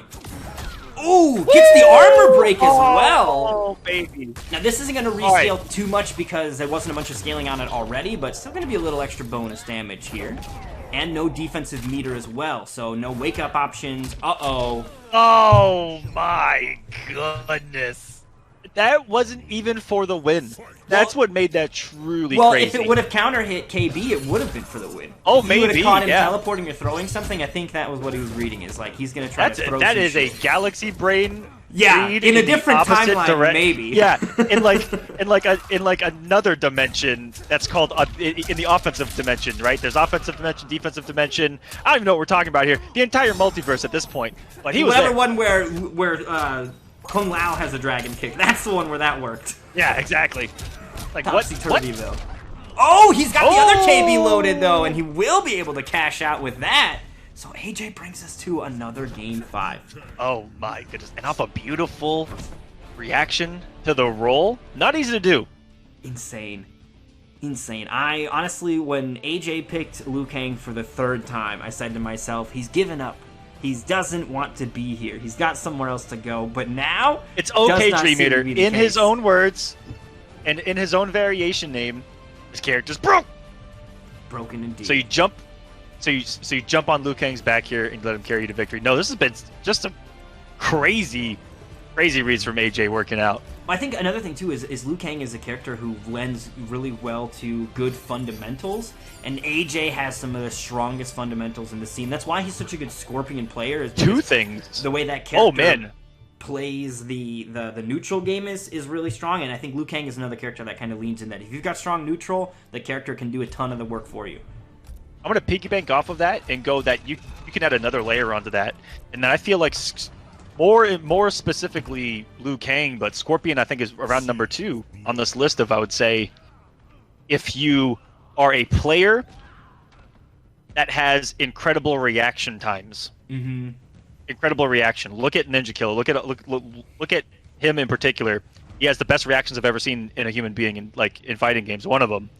And Liu Kang complements that, right? The tools that Liu Kang have complement, and look at Scorpion's teleport. It complements someone that can react to something really well. Yeah, even if that is, a quick button was blocked. Okay, I need to cancel this very quickly, that kind of stuff. So, yep. Great character for playing a strong neutral, and AJ displaying his strong neutral as he looks to make this reverse 3-0 comeback. Big whiff on the throw. Not going to get too much of an opening, though. Fireballs away. Closing the gap, finds the hit. It's off the defensive bar. AJ, looking good right now. Man, what an honor to have the question in my chat. Is Sonic Fox playing this top 8? Oh! They are not here, but that feels This event has officially been christened. Right? We made it. Screenshot it, please. Yep. Every tournament chat ever. They summoned the Great One. We made it. AJ thought it was gonna chip! Not like this! 0.44 Oh, no. health remaining. I think that he could be dead. Skulls and Shields gonna matter on this one. The last kick will do it. 407. And all from a single hit miscalculation, a single button miscalculation on the defensive bar of Scythe right there from AJ. And like, he had no defensive meter left, 0.44 health, just barely. The abacus, he's gonna have to reevaluate the weight on that one. Make sure it's scaled right. Do those work with weight? I don't know how an abacus is. I don't even know what an abacus is. I think it's an ancient calculator, but after that, I'm lost. Oh, pressure in the corner here. AJ's been doing a good job of at least kind of, you know, bullying his opponent around to where he seems to want him. Haven't seen Zeiss really heavily locking AJ down in the corner much recently. Ooh, dive kick will catch him. Oh, jumps into it. I don't know who wins that trade. Probably Zeiss. I would say he has to spend meter for it. So yeah, exactly. I would say that's a winning trade. 100% for AJ. What an anti-air. The reactions right now. And again, coming down to reactions as well with this Liu Kang. Okay, no chip available for Scythe. That should close it out. Yep.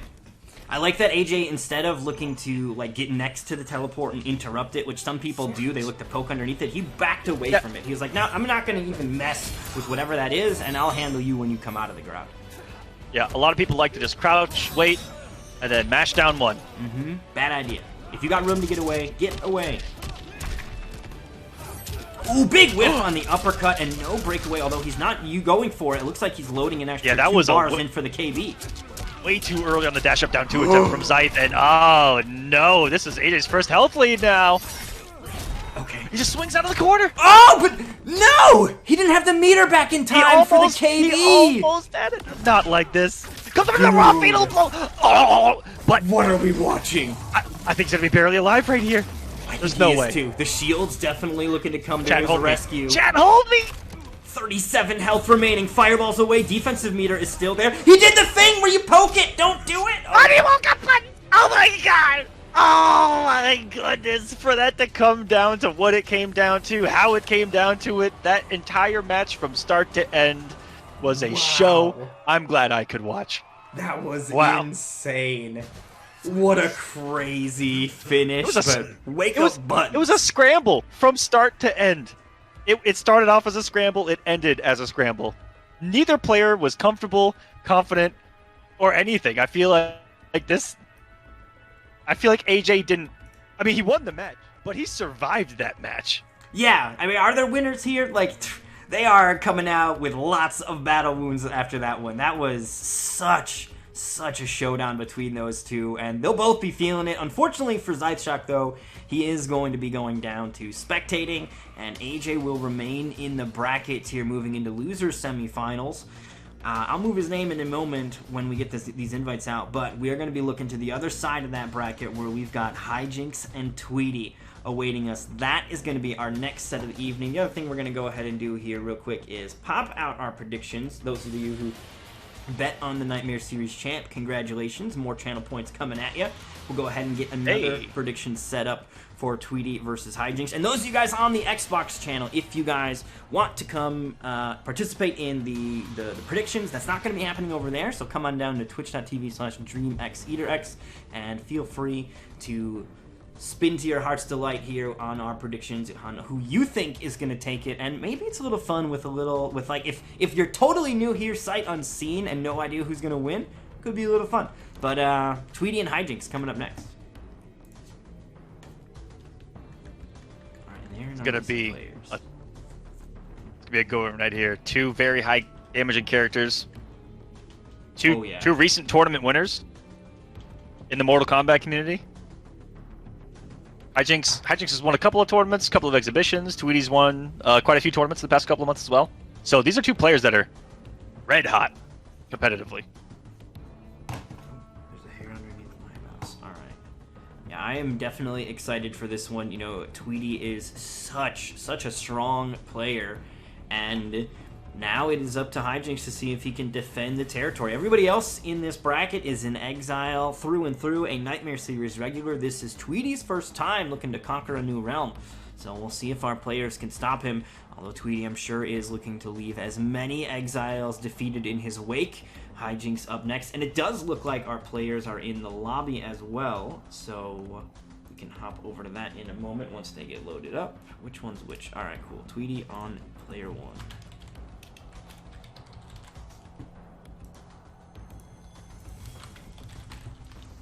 Sounds like we got ourselves a match, baby.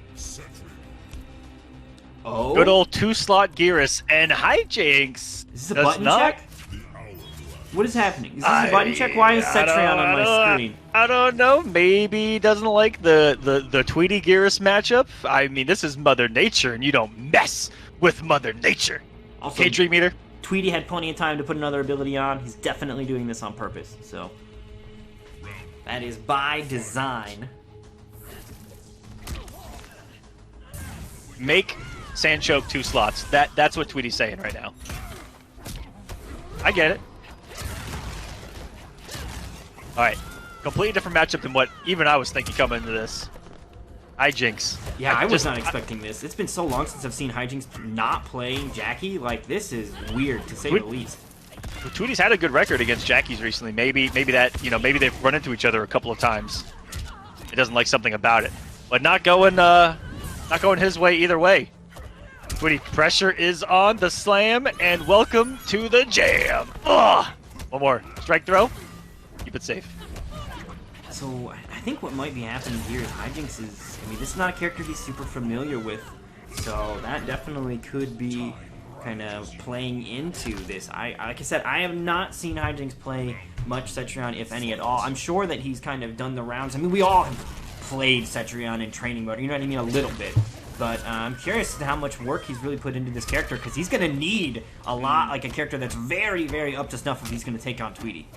He's already done some things that you don't really want to do in this particular matchup, which are those Hell Wraths from really high. You know, that's where they become punishable by Sand Trap. Tweety's already got a couple of them, and a sick forward 3 commitment there. I mean, that was pretty risky from Tweety, but I guess he's feeling that comfortable with a healthy like this. Every single button seems to be working. The Judo Chop.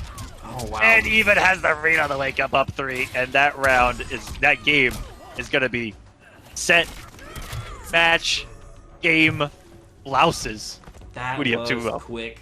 I think another thing, too, with Tweety kind of being confident about it, part of it might be that he's got to kind of recognize very quickly. He's the caliber of player. Also, he knows Hijinks, where he'll recognize, oh, this is not a completely baked character, right? This still needs some work, so being willing to take those risks against a player who's playing one of their off characters, you know they're probably not going to be able to fully optimize that damage, right? You have a little bit more confidence that you'll be able to get away with more. They might not know which button specifically they need to be to punish whatever stuff you're going for and stuff like that. So I think Tweety is kind of recognizing that Hijinks is a little bit off his own balance, and definitely looking to just go straight for the throat on that one. We'll see what Hijinks' answer is. And, of course, straight over to Jackie. I gotta be honest, I don't know why Cetrion came out in the first place. It did not look like she had much of an impact. Yep, good to see him going back home here. Mm-hmm. And it was you could tell there was some unfamiliar, some inexperience in that particular matchup against Tweety's caliber Gearus, right? Mm-hmm. You can see why he would go to Cetrion. There's low profiling going on. I think chat was talking about it with down 4, things like that. But it was the other things, right, where all of those Hell's Wraths getting punished. And then up close, Tweety's doing Tweety things. And ends up working out. For Hijinks, he's going to have a lot more damage himself, so he can go blow for blow with Gearus here. And I think that's going to be a big difference maker alone. Definitely. I think on paper, Cetrion looked like maybe a better idea, but in practice, it was like, oh, the actual nuance of this matchup is something that Tweety is much more in tune with than Hijinks is. So he'll go with something he's more comfortable with here. And doing better. Got the life lead. Wow, that anti-aired? Looks completely different, doesn't it? Mm-hmm. Having the offensive capabilities of this character and the reward. Because Cetrion cannot go blow for blow with Gearus here. You know, going to hit for 20%, 18% of the time. Here, he's going to feel much more comfortable, I think, swinging, getting a higher reward, believing in it.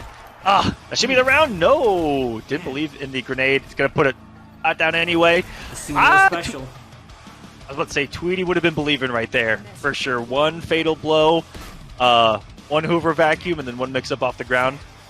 I always believe in a comeback when I've got Fatal Blow ready. That is true. If one more mix works, I always believe. Yeah, that is really it. When the Fatal Blow is queued up, it's just like, if it doesn't matter, all I gotta do is touch him. If I just get him with one hit now that I'm in this danger zone, I'm bringing him into the danger zone with me, where it is a one-touch kill situation on both sides, regardless of how much health they might have sometimes. I mean, certain Fatal Blow conversions, you're looking at upper 40s, almost 50%. And in that case, he didn't even need that much. Ooh, gets caught by the plasma. Hijinks gonna convert that into some solid damage. KB as well. Look at that. 443 coming out.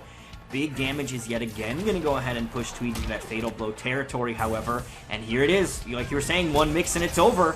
After this, a kill could come from Tweety out of nowhere if he gets the hit. And this is what we're talking about.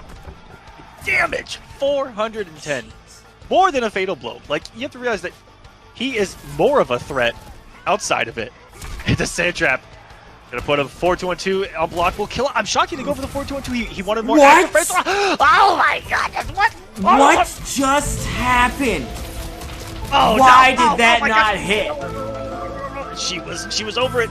She was floating above it. She floats above Baraka's spines. She floats above everything. I think that she phases out of reality during that move. It's insane. I cannot believe that the sand didn't get in her shoes. They get in everybody's shoes. How? She's even got those weird toe shoes. They must be airtight. I would say that he would have, I would say that he should have up 2'd, but LOL, that wasn't gonna work either. Nope. Because it doesn't count. It doesn't count as an air move, so it doesn't gain the invincibility against it. Yeah, so he got beat by what he went up against the plasma that he was showering down. That was crazy. Tough spot right there. Tough spot right there. Upgraded Jackie things, baby. But if it was any closer to the ground, it looked like it may have hit. But you know, Gears does his little sand circle, and that's about it. Yeah, hard to tell. The sand can get a little blurry as to when it dissipates, but Hijinks able to calculate that one, and that will be the game for him now that he switched back over to Jackie. Very nicely done. A bunch of you guys have been following in the chat as well. I really appreciate that. I know I haven't been able to get to everybody, but we got like DQ Beats. That's the name I recognize from the Chicago scene. Hey! Thank you for coming through. Shoutouts. As well as a bunch of other people coming through as well. And those of you guys on the Xbox side coming over to the Twitch channel here on twitch.tv/DreamXEaterX. I really appreciate you guys coming through as well. If you guys like MK, this is the place to find tons of it. Okay, good throw here, and here's both of his throws. I think one of the few characters where both of his throws leave you so close. There's a handful of characters that have a throw that loops, but Gears is all over you every single time. Impatient, but another one waiting. Escape failed from Hijinks as well, trying to get out of these throws, but guessing wrong. And there it is, the mids finish the job. Did probably the proper thing, you know, having one hit, 1 HP, waking up with the buttons, wanting to, again, that is a risk-reward assessment. If that works, Hijinks hits him one time, and it's one more guess for the win. That's the way I'm always thinking as well, and these players very, very, you know, I think having that mindset of, if I'm right here, I could bring this entire thing back from what other people, you know, mentally, they're like, this is an unwinnable situation. Always got to be thinking the positives in this situation. But Tweety, all positives now. Every single mix just worked for him, and this health bar has been deleted thus far. Let's see if Jackie can return to favor. No recovery on the 4-3-2. Not enough to land the hits, but the late grenade from Hijinks. And all of a sudden, we got ourselves a situation here, Dream. Exactly. Hijinks definitely not out of this yet. Only 9% health remains, but a pixel is all it takes if you're looking to turn it around. Yo, what's going on, Black Lives Matter? Yeah, get your Xbox. Make that return. Let's go. And a murder committed by Gears here in game number 3. You all saw what he did. Yo, Dailynator gifting a sub over to Mr. Aquaman. Hey! Thank you for coming through. Dailynator, thank you so much. Dailynator has been such a great supporter to everything we do around these parts. Big shoutouts to Dailynator. Has also helped out a ton with the prize pools that we put on here. Really appreciate everything that he's done for us here on the Xbox side of things, and it's all been sort of pushing and culminating into these big opportunities we got. What's up, Xbox? Shoutouts to everybody watching on the Xbox channel. That is a wild sentence that I didn't really think would ever get to come out of my mouth, and here we are. So really appreciate that opportunity, and it's a big part of Dailynator helping out and making sure that we've got a nice pot of gold at the end for these players to fight over, and fight they do, tooth and nail to the bitter end. Right now, Tweety looking one game away from sending Hijinks home empty-handed here. He'll get some points for his efforts, but this is going to be rough. Round 1, fight. Might be a different story right now if he came out of the gate with the Jackie, but I've noticed Hijinks testing a little bit of waters here and there in tournaments. Maybe he thinks, you know, the Jackie boat is running out. I would argue if the game is going to continue, Jackie and like the top tiers are kind of subject to getting some changes. So maybe he's getting his go bag ready, putting some Cetrion in there in preparation. Okay, Tweety, big life deficit. Can he make up for it here? Here's the temporal advantage. Big damage. 2 bars though. a meter. Yuck! Look at that. Woo! It's still going for 34. He's gonna die That anyway. is the big boy He's dead damage. from the fire. If he, well, if he had the meter, he would die from it. But still, the Slurpee is all over the place, and Hijinks answers back. I think that offense there was probably the worst decision. You know, he could sit. I guess he thought that Hijinks was going to disrespect if he did backdash into fatal blow range and like wake up dash punch or something. That is such a mind game. Got him with a throw. And these are one of those throws. Does leave you point blank right next to him. Jackie also has some throw loops of her own. And now those mid staggers catching Tweety. Trying to challenge at the wrong time. There's another opening here for Hijinks. Be careful. Nice throw tech though. Okay. One knockdown. Gary with this character because he's in range or pressure. Fatal blow so much is hit advantage. Too. The one mix Forward is all it range. takes. Will he get the chance, Mr. Aquaman? He just needs one more hit. We've seen 410 without even needing fatal blow. Okay. Raw fatal blow can kill now. He's gonna back off. He's going in. Oh! Oh my goodness! You have, you know what? That entire time, Hijinks was just looking for a turn, and none of us were paying attention to Tweety's backfield. He had the bar. He had the cards face down. Hijinks activated his trap card. What a play there. Tweety, expert defense there, really calling out Hijinks' attempt to take back his turn, and he'll take the round instead. Set point now available here for the time Titan. Gonna send Jackie back toward the corner. Big whiff on the throw, but no punish. Okay, Getting away with one right there was Tweety. Yeah, that could have been devastating. No defensive. Well, I think he actually spent it after, but like that's an uppercut KB chin check waiting to happen, and that can be a huge detriment in the final round.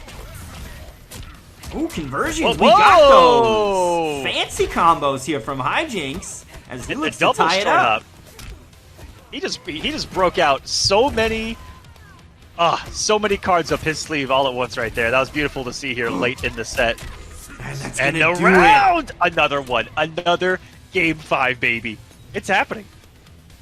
Is that the theme for the rest of the night? I'm sure I just jinxed it right here. The curse is too strong. I overextend Only my 3 powers O's now. sometimes. Thanks, Dream Eater. Whoops. Just absolutely ruined the show. But I am loving to see these players really dig into the trenches and refuse to give any ground for free. Hijinks maybe even kind of kicking himself for that Cetrion pick, but gonna make it work nonetheless, as we are now going into Game 5, and he just needs one more victory here from Miss Jacqueline Briggs. He's got some momentum. Let's see if he can do it. Here's Jackie Briggs. Let us know what you think in the chat as well. This is about to be a sweater. And I like this pick purely because of the damage that she can do back, right? Mm-hmm. If Tweety gets the first hit against Cetrion, it's a different game entirely than with Jackie. Because it feels a lot harder to crawl out of that hole And that's why I feel like this has been such a good choice. Even though we know Hijinks to be a Jackie only, player beforehand, good to see him testing the waters. But I like this choice against Gears, even if he's trying to think of maybe, thinking of making a switch and it doesn't like something about it. I still like blow for blow this option.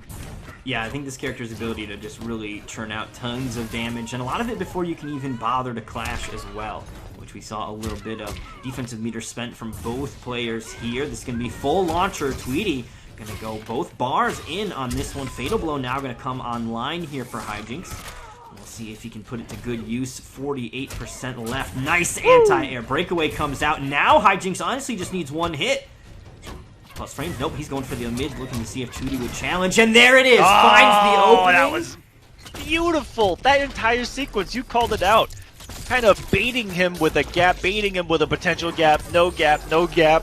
And then just caught Tweety finally trying to be the aggressor and read a stagger. And he jumps over, bam, in the fatal blow. Match point for Hijinks. Now, what is happening in this tournament? Dude, this is some insane play here from Hijinks. I'm really loving what I'm seeing. You can definitely see he came to play here. Game 5 underway. First round, Fatal Blow had to be spent to do it. I'm sure Tweety's feeling better that that tool is at least off the table as he finds a throw. And about 40% of that health bar missing from Hijinks. Oh, whiffs. No punish, though. Nice anti-air. This will be some damage. Now, there is a breakaway available. We'll see if Hijinks spends it. Yes, he does. So no And more Tweety lead. Tweety shaved some recovery frames off there by going in the choke too, which was kind of sexy. Maybe that is intentional for breakaway in that scenario. Someone like him definitely going to have an option ready. Here's the offense by Hijinks. Overhead. No one has been safe with a health lead. Yeah, Fatal Blow is such a devastating tool that a life lead is honestly not a reliable comfort zone unless Fatal Blow's offline like it is for Hijinks here. But right now, Tweety is even more deadly than he was a couple of percents ago. Woo, the patience right there. He weathered so much of that storm. Is it going to be enough, though? Hijinks just needs the one. No! Would have hit there. The 4-3 wasn't there. Okay. This is so sweaty. This What is down to defense the from wire. both? Just a little bit more. Hijinks just needs one more, and there he is. Finds the that hit. Oh, I thought he was going to was- mercy for a moment. Whenever they do that, I freak out. You could clip that entire sequence. That was perfection. What defense from both for so long. Both on the cusp. And for it to come down to one single little interaction like that in a Game 5 scenario, no one has been safe in this bracket. Leads have not been safe. Nope. And the invasion. Staved off. Staved off. For now. Nicely done. You know, I gotta say, shout outs to the Exiles on that one. Our home turf was in jeopardy. This was Xbox getting the, first big win in Mortal Kombat. Mm-hmm. You are our great Kung Lao. Because Tweety was coming in here trying to win 10 straight. Oh, definitely. He was looking to make a name for himself. And he did some damage in the bracket. Definitely a wake of bodies behind him. Tweety put on a great show. And I am sure that if Tweety had a little bit of extra warm-up time because of the way situations kind of went and etc., could be a different story. But that's what the remaining weeks are for in the Nightmare series. This is, of course, merely week 1. It's an 8-week series. First 7 weeks are for points. 8th week is an LCQ. So if you kind of missed the early weeks or you just didn't have enough points, you can still make it in with an LCQ victory. So plenty of opportunities here for Tweety to definitely redeem himself and make it all the way to the end. But man, a great finish for him here tonight, coming off of very little prep time and 5th place. Very, very nicely done. That's going to be a bucket of points his way. He's, Tweety always disappointed not getting a big W, but is probably going to walk away with this going, you know what, got the points.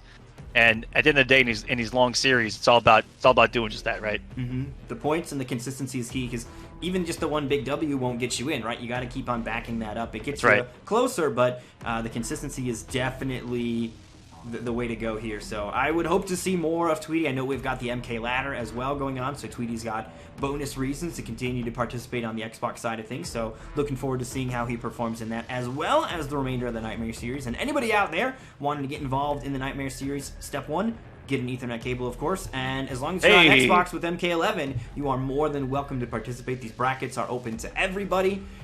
So come on down and start playing. We've got a great scene here, a great competitive environment for you guys to get participating in. So really looking forward to continuing to add more Exiles to the fold. Absolutely, guys. If you guys are on Xbox, come join us over here. It's been going on for a long time. With growth comes endless possibilities. So enter these brackets, grow those numbers. Let's get this Xbox scene, you know, where it deserves to be, in the spotlight. And shouts to Xbox for helping us out here tonight as well. Us being on the Xbox channel. All of you watching over there, massive shout outs. Hope you're enjoying this show. A few more matches to go as we try to secure our Week 1 winner. Yep, we are Here down to on the Nightmare series. Our final 4 right now remain here. So we're going to hop over to the winner side of the bracket here. We've been a while since we've seen these two. They are, of course, coming off of victories, though, and it's going to be K7 Showoff versus Pulse, 2 Nightmare Series champions from the past. And they are looking to get a big stack of points their way here at the beginning here in this opening week. Looks like they are in the lobby and ready to go, though, so we'll hop over there and get the action started. And this is a team kill, too. Absolutely. Both of them on Rise.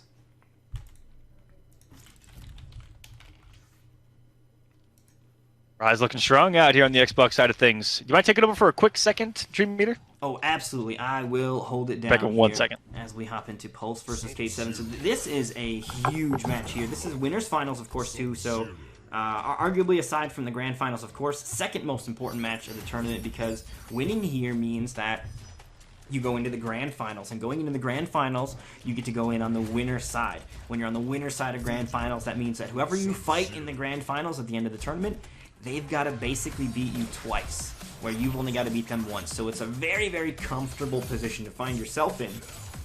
And these two teammates are going to be fighting it out for who gets to take that spot. And wow, interesting decisions made already at the character select screen. K7 Showoff not going with Sub-Zero, his tried and true, instead going with Fujin, the Wind God. He's got a really solid Fujin, though. I've seen it before. And instead, we're going to see Sub-Zero from Pulse. So Pulse is going to be busting out his Sub-Zero here. So this is definitely going to be an interesting one. I mean, obviously, we haven't really seen a lot of Pulse's Sub-Zero, but one thing also to note, of course, is that K7 is going to be very familiar with what he's up against. So if Pulse is going to try to exploit a character that K7 is so familiar with might not be the way to go. We'll see what happens, though. Big jump in connects here. Pulse going to get the slide afterward as well. Excuse me. Alright, swinging back and forth, the sword will connect. Folks are out. Oh wait, and we gotta cash out those predictions as well. Hijinks won, and let's go ahead and get a new prediction out for you guys. Lots of things to do to forget sometimes.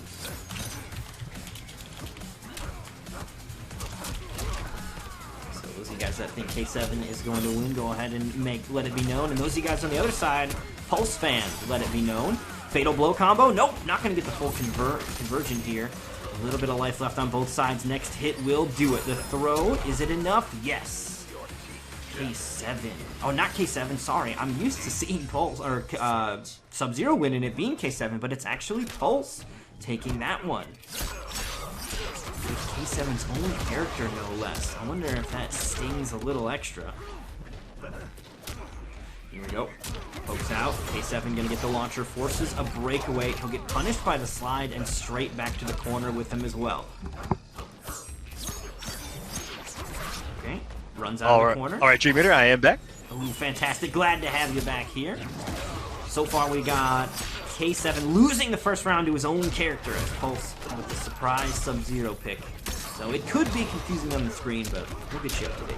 I was not This expecting entire it. bracket has been confusing when K7's been on the screen because he's fought against his mains only. Yeah, right. So far. Torpedo, and not going to get the Meanwhile, false block timing. Pulse just found himself trapped in Jurassic Park there in the corner, unfortunately. Okay, big boots back toward the mid-screen. One of the best things to close the gap with right there. If you're going to close a gap, close it with the plus frames, baby. Jumping himself into the corner right there. That's a good thing to do, though, mid-screen. Jumping back against Fujin is what a hard read of forward 3 is. And if you jump back with a normal, you're reading the turbine in. So really smart by Pulse to do some anti-Fujin stuff here mid-screen, showing off a little bit. He's going to be dealing with an onslaught of offense, though. Gets the flawless block. 1, 2, 4. That's got much off it, though. Yeah, okay, here's the throw tech. Not going to happen, though. Wow.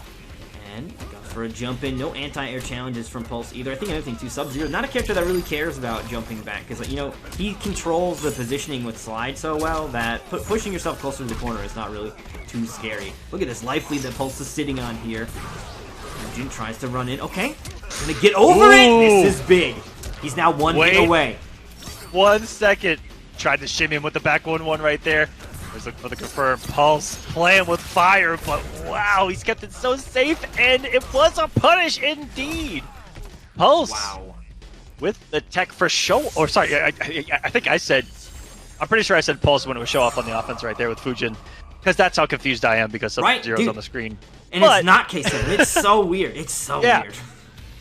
K7 had some serious Fujin pressure going on right there, and that had to be so tempting to not press the button for Pulse right there. Every time you see him cancel that, you know, the aerial special coming out on the ground, that if you know, he tried to get him to press the button right there, and Pulse just didn't fall for it.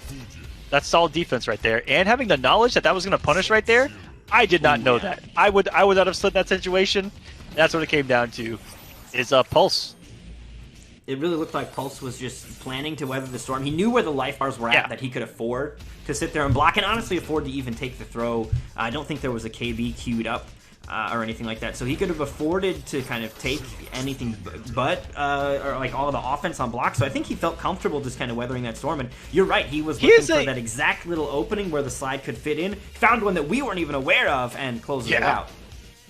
For you know, defending Fujin, that is a good tactic to have, you know, and again, no pun on literally weathering the storm, but there's not a lot of mix-ups that are going to come, right? He relies on the sh-movement of his, and he's got the sh-movement. This character's movement is absurd, but that's what he's going to use to force whiffs, or to try to bait you into whiffs, bait into things, and that's where he's going to try to open you up. So for Pulse to sit there and do nothing, and try to look for a turn, that's pretty good against Fujin. Same situation, wasn't quite close enough though that time, so the slide will actually go punished here instead. So that I mean, obviously the raw it is jump out of the corner. Very, very, like they were just barely close or further away than they were the last time when it worked. So narrow frames being the difference. Gets caught by the ice ball when he lands. Okay.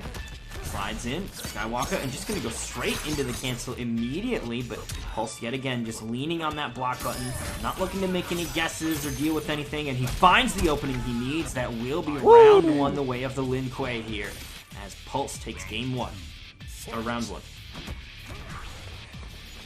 Gonna get caught. Oh no, that's back-to-back for show-off there, and he's been mixing it up well as to whether he's going to dive count that or not. Nice dash into the 4-3. Looked like it was almost on reaction to the startup of it.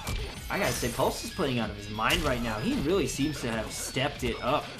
Because, you know, I think you also gotta consider this is not really his main character. He is just kind of playing on pure MK11 fundamentals and a rough knowledge of the character and bringing together an incredibly powerful kit here.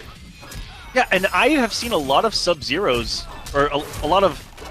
I'm going to phrase this, but a lot of Sub-Zero has been used against Fujin recently because Fujin is a character that wants to be in control, and he wants to be moving about freely in the cabin, and Sub-Zero can stay, if you're not blocking, I'm a threat anywhere. I'll raw slide you, I don't care, and if I hit you one time, I have the ability to never let go. Yeah, exactly. And that's what Sub-Zero brings to the table. I think another thing too with Sub-Zero is that, you know, the willingness to kind of throw out those risky moves. In some ways, Sub-Zero was like, yes, would you please hit me a little bit harder, get me to Fatal Blow territory. You know what I mean? Like, it's a character that thrives on being pushed into those danger zones as well. So taking those early risks when you got 60-70% health, I think Sub-Zero players don't really feel as much weight on that, because it's like, if I do get caught with something exceptionally nasty, I'm just going to answer back the same way the next time I touch you. So Sub-Zero is a very deadly character. We had a big exhibition a while back. It was Show-Off versus Han Rashid. And it was Show-Off who was actually playing Sub-Zero against Fujin, and that's how he approached the matchup too, because I wasn't used to seeing Show-Off so aggressive. And then it dawned on me, it's because he doesn't want Fujin to breathe.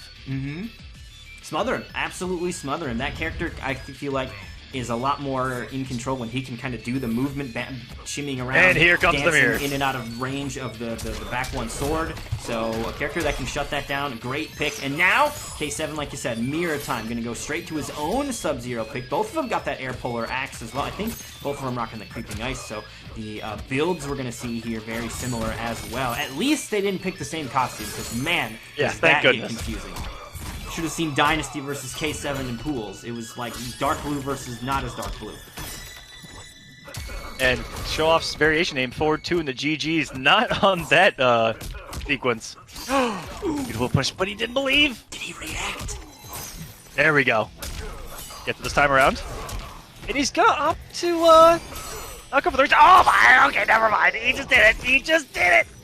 Oh, I thought he was gonna I thought he was gonna hit stagger him, hit stun him, 50-50 for the win, and he says, nah, I'm just gonna jump into it anyway. But it did come down to the variation name. Forward 2 in the GG's show off. Living, dying by the mix. Big shout out to Detonator for the sub as well. I think it got parried, and it got parried so quick I didn't even see it. So I really appreciate it. And sometimes that happens. Parry's too strong. Oh, okay. Backing away. Good blocks on these folks here, but the opening will be found by K7. He already spent a big fatal blow for that first round, spending the crushing blow here in round 2. Jumps to Tarkatan and the ice balls after. Too much jumping. Trying to get the Mario triple jump. Okay, that's death. K7, oh man, in no finer form than when he's on Sub-Zero. Wow, that was incredible control from start to end. And Very that nicely is done. what he didn't have with Fujin, was control. And this is where arguably K7 feels more comfortable is this character. So really, really exciting to see him kind of repping the Frosty character that brought him the title as the Frosty champ. I think one thing to note, it's been a while, but we can all not forget that the last public open offline event, Frosty Faustings 2020, was won by K7. That was the last time we all could congregate and play. We had Final Combat and We Play, which were invitationals, but the last anybody can come on down, K7 emerged victorious on that one. And I cannot wait till we get back to those days. I'm fiending for it. Ooh, Pulse. Okay, back to his main. This is a little bit more according to what it says on the ticket, exactly. right? The tickets we ordered did not say Fujin versus This is Sub-Zero what the in the people wrong came to hands. see. Precisely. So this is going to be a good one. K7, of course, is going to have to gift us another Game 5 because that is what he needs is 2 in a row if he's going to stay alive on the winner's side. Winner's side of Grand Finals up for grabs, which is a very comfortable seat to be sitting in. We'll see who claims that spot of the throne here. Is it going to be Pulse or K7? The Rise teammates. Has this entire Winners Finals been a ruse from Show Off in that he wanted to go down 2-0 so that he could go to Sub-Zero and be like, I don't even need these other games. It's all for the extra bragging rights, the extra clout in the Rise chat afterward. That's what he wants to do. It's not about winning, it's about sending a message, Street Meter. Exactly. It's about sending a message. You're gonna remember this L. Capitalize it. Alright, The big set. jump in over the rifle. Savagery. Dude, right now, K7 is making all the right reads on his offense, pushing Pulse just outside of Fatal Blow territory. The low confirms off of the slide as well. Yo, F2 into GG's working out this time, as round 1 will go to the Lin Kuei. Less than 30 seconds to do it, too. Oh, this is turned into a nightmare scenario here on the Nightmare series. Oh, just put the pad down. Oh my god, I'm witnessing a massacre. Is he gonna get away with the flawless? Nope, didn't even get to finish the No, incantation. no. I'm so good at this. I have but one no- skill. Oh no. Okay, Oh, answers no. back. Command grab gonna come out. The cattle toss straight to the corner with him. Always amplify that. The meter, you get about a quarter of it back before it's even done. Another cattle toss. Here we go. I love this command grab, actually. I think that Aaron Black with command grab is a lot of fun to play. It's got a cool animation to it. I am a big fan of Ninja Cowboy. Oh, big slide block. Oh. Fatal blow available. Caught the armor And break hit the as break well. like that. He's dead. Oh my. This is huge. I mean, I think that you were. I think you were dead anyway. Yeah, I think he was dead anyway. But I don't know. That barely killed. He may have been alive. Yeah, the I have no breakaway idea. guarantees it for sure, though, with the rescale. But I think the more devastating part on it, I mean, the round, that was going to probably happen anyway, but now he's got to kind of contest this opening moments of this round without breakaway of his own. So if Pulse catches another crushing blow launcher or something, could be bad news. So far, though, K7 hasn't let up, and he's going to maybe get that defensive meter back in time. Oh, spoke too soon! Oh, that whiff punish was smooth. And just no way to contest that defensive meter now, as soon as it was finally going to come back almost 30 seconds later. So he will be able to break out of this. Show off backdashed in his own plus frames and died for it. That is how aggressive Pulse was in that swing. K7, wow, 3 back-to-back low pokes there. Micro ducks the throw. He's dead. Fatal blow is That's here. it. He's dead. GG's. Show off keeps himself alive. And the thing is, We are going to another game 5. If he the had Executioner's not- axe is coming down. if he had not like tickled him a little bit, those other few hits that pushed him just past that fatal blow territory are technically what killed Pulse. As soon as you push Sub-Zero into fatal blow territory, he just becomes so devastatingly powerful. And I think it's more so than, like, I think everybody gets kind of scary like that, but Sub-Zero, because of the way that freeze works, even when you're airborne, guaranteeing that you have to let the fatal blow happen is just terrifying. Absolutely terrifying to be on the receiving end of. Dude, And game I will 5 tell it you, is. I will tell you why I play certain characters, like Kotal Khan with every damage buff on God's Green Earth, or Shao Kahn doing unholy damage. Because part of my game plan is getting you to outside of Fatal Blow territory, and then killing you before you can ever get it. Yes. That is a strategy in this game. I know, because I live that life, ladies and gentlemen. I play around that a lot. That is a strategy that I feel like I'm seeing developing a little bit more, where you'll see players kind of halt their damage at that 32-33% territory to then try to cash out, particularly if you've got crushing blows loaded up, because you do still have to worry about somebody breaking out in the middle of that range. But if you've got unclashable damage, crushing blows are great at that in particular. That is a great way to guarantee that that's you why don't you have have good to play that mind game. That's why you have those characters that have those kind of guaranteed situations if you are right on the read, right?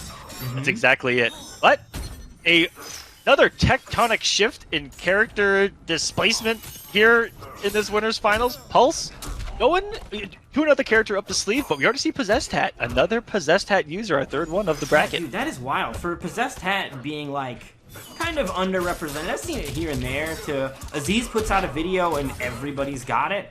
Wild. The sway that you have on the meta to just look at this. Did you guys know about this? Everybody get on the bandwagon. 1, 2, 4. How many times have we seen that from Aziz too, where it's, you know, just some tech comes out and it's okay, that is what you do now. And oh, what a cash out from Pulse.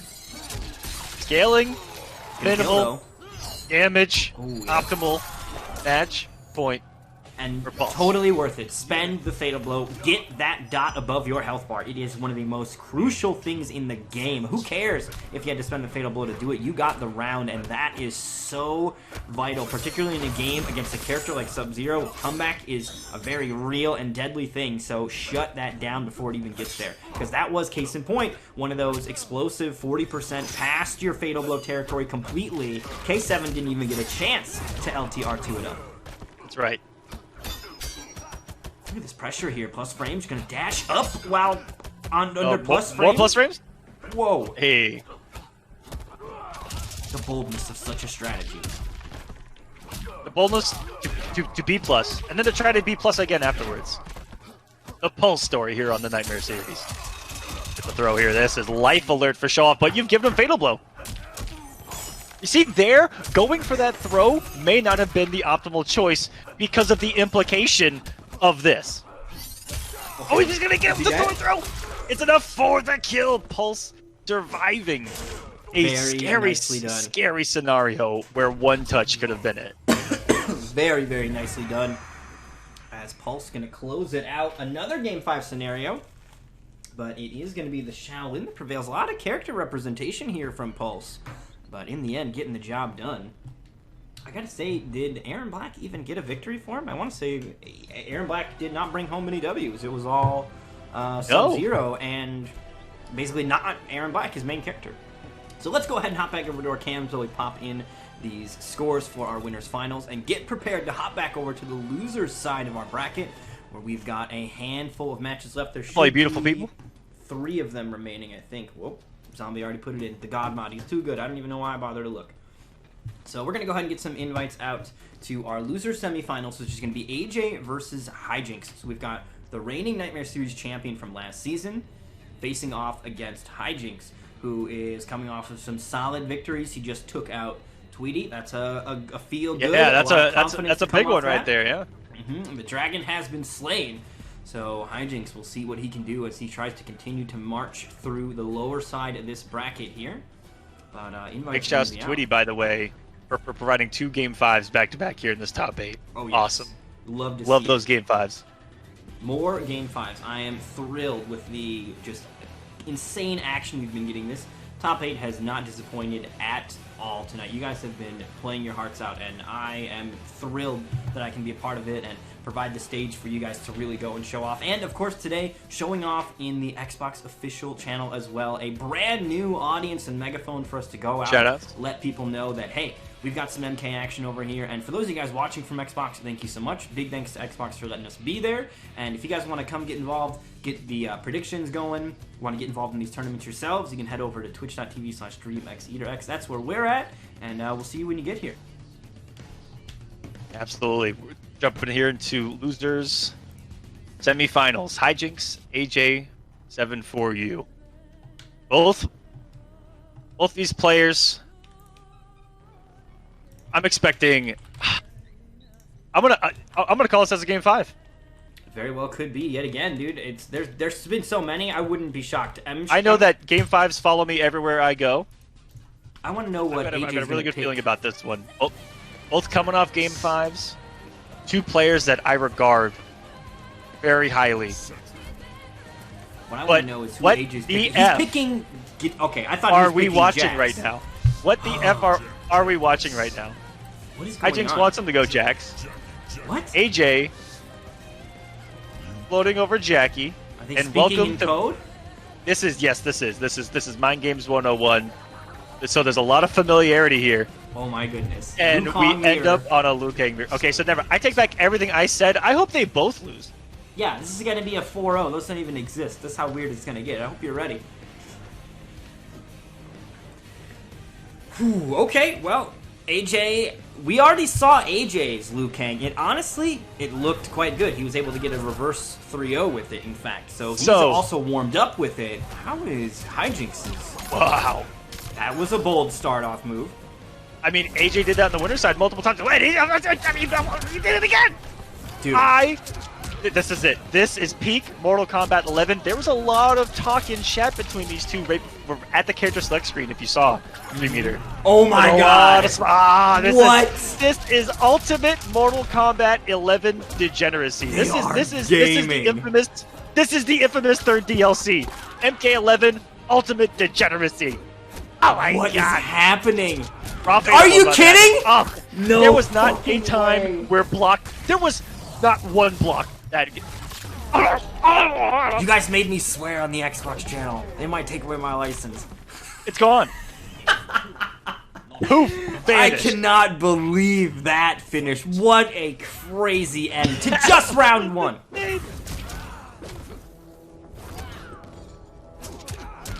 Unbelievable. Round 2, equally as savage thus far. Where are you going? He tried to interactable. That was an armor break on the interactable. Not a roll, the interactable. What a call out by AJ. Builds that KB, doesn't have enough meter in it, and now Hijinks goes rip with his own. No fear. Down 80% HP. Just letting it rip out here. Just summoning Dragoon. Letting the Beyblade go. And look who read that. AJ stayed crouching, and that was intentional at that spacing. On flying kick, had the read. And What? AJ with the mercy. Oh boy. Okay, it's getting real weird here. Am I gonna have to wake up? Oh yeah, the predictions. I'm too distracted by the craziness. Oh, Andy was out here whiffing. This is a message sent Pulse one. from AJ, who just styled on him, profiled on him. He did half of the Boogie Nights dance. He's gonna send Hijinks into mental despair at the character select screen. Unless Hijinks still feels that he can roll with this. AJ styled on him right there. Yeah, that is, I mean, you're talking about there's winning and then they're sending a message. That is a message indeed. You're gonna mirror me in front of all these people? You're gonna mirror me? Wow. We all saw Hijinks. Hijinks says, now for my final attack. that. Oh shit, poised and ready. Oh, my goodness. My the stomps. goodness. I was hoping it wouldn't come to You this. haven't even seen my final form. The hourglass. Here we are. Somebody's about to be saddened by the stomps getting overwhelming. Although I gotta say, Shiva stomps are not something... I mean, they are, like, character dependent to some extent, but it truly also comes down to fundamentals. And if you know how to avoid it, I think that that is something that you can kind of take with you across multiple characters. AJ is going to be a character that knows how to play around this tool, so I don't think the stomp is going to necessarily blow him up as he fucks up a dragon kick input. Never mind. AJ is going to get stomped into the ground. Let's go. Oh, and here we go. KB off the rip. Oh, Next he one's going to actually hit for the messed up. KB. Looks like he messed up the input there on down, up, or down. Given how this set has already gone, and a nice movement backwards by AJ. Gets one to whiff. Yep, That's gonna gonna reset restart. the KB though. Yep. Yeah, that's what he wants, is to prevent that big 30% out of nowhere unblockable from happening. Costs a meter, but still very, very deadly. And two stomps, whiffing in a row. Something NRS should probably look at next patch. Yo, buff this thing. What? The movement. Yo, buff. Buff Don't Shiva. say it. Don't say it.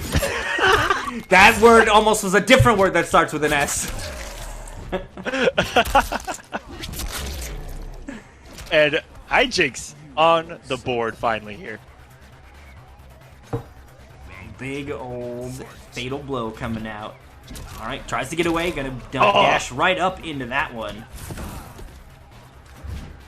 Trying to guesses the guess correctly, and gonna get the punish as well. Shiva does recover quite quick from the stomp, so AJ's gonna be real quick with those buttons, and he's doing it. AJ just right all the time, but that walk back super effective. Look at that He's got flawless those block too. perfect execution on the command grabs. I'm going to use them as well. That's gonna be a punish. A minute, and now get a real 50-50. All right, finds the opening. And there it is, command grab to close it out. AJ ties it up. Hijinks' Shiva, so far, the stomp has not been quite as effective as he may have liked, but Shiva is not just a stomper. She does have a, honestly, really strong set of tools to what is the word? There's a word, compliment. I don't know where you just went. I had a stroke there for a moment, my bad. I'm dead. Okay, give me a second. I gotta recover. Oh my god. I heard his brain start to like... I was skipping. Somebody bumped the radio on me. The youngins won't understand what I just said. That's what AJ and Hijinks have done to us here. Oh, fatal blow, though. All he needs is that next hit. No fatal blow left for Hijinks, though, so he won't be able to rely on the same thing. Defensive meter will be able to keep him away from it. Oh, wow, what a block. What a block on that low mix-up. Sensational. Great stuff from AJ, and that is going to be a second victory here for his Liu Kang. So, I mean, Hijinks went for, I feel like gimmick is maybe the appropriate word because of the way that he's, you know, kind of just trying to stomp around a little bit here. But AJ came prepared. He knew how to deal with it. So It looks like it. We'll see what Hijinks' approach is now. Does he go to Jackie? So far, he still hasn't played Jackie. Oddly enough, the Jackie player hasn't played Jackie yet.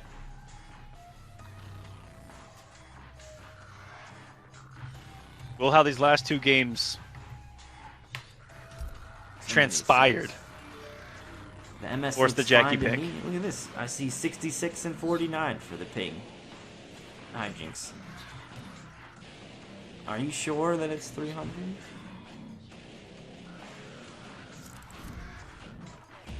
Ooh, you hate to see it when you could just press a button and look. Yep, it's right there. even Hijinks. Ooh, things you hate to see. Hijinks looking for big boy Kotal Khan. I would not have recommended that pick. It's Who not came? even 300 combined.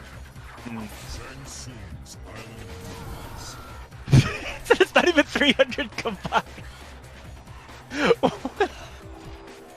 Where are you getting this information from? I got my Hijinks. sources. Anyways, Well, he I has know a what his master sources play, are. Yeah, right? Buckle up. and he's not going with the Jackie. I don't- It is tournament life These are on the strange line. choices for sure. Cabal. I mean, Cabal, I think, is still a really solid character in his own right. I think if the game stays in its current state, you'll start to see more and more of him kind of I think propping he's up. rocking the hot outfit. Oh, dude, this is the best one. Best one without a doubt. I mean, Cabal's had This is some the other one cool I use. outfits too, but it's like, it will not compete with Purple Cabal, so I will never be changing. Even the chitin Cabal, which looks great, doesn't look good enough to compete with this thing. So good.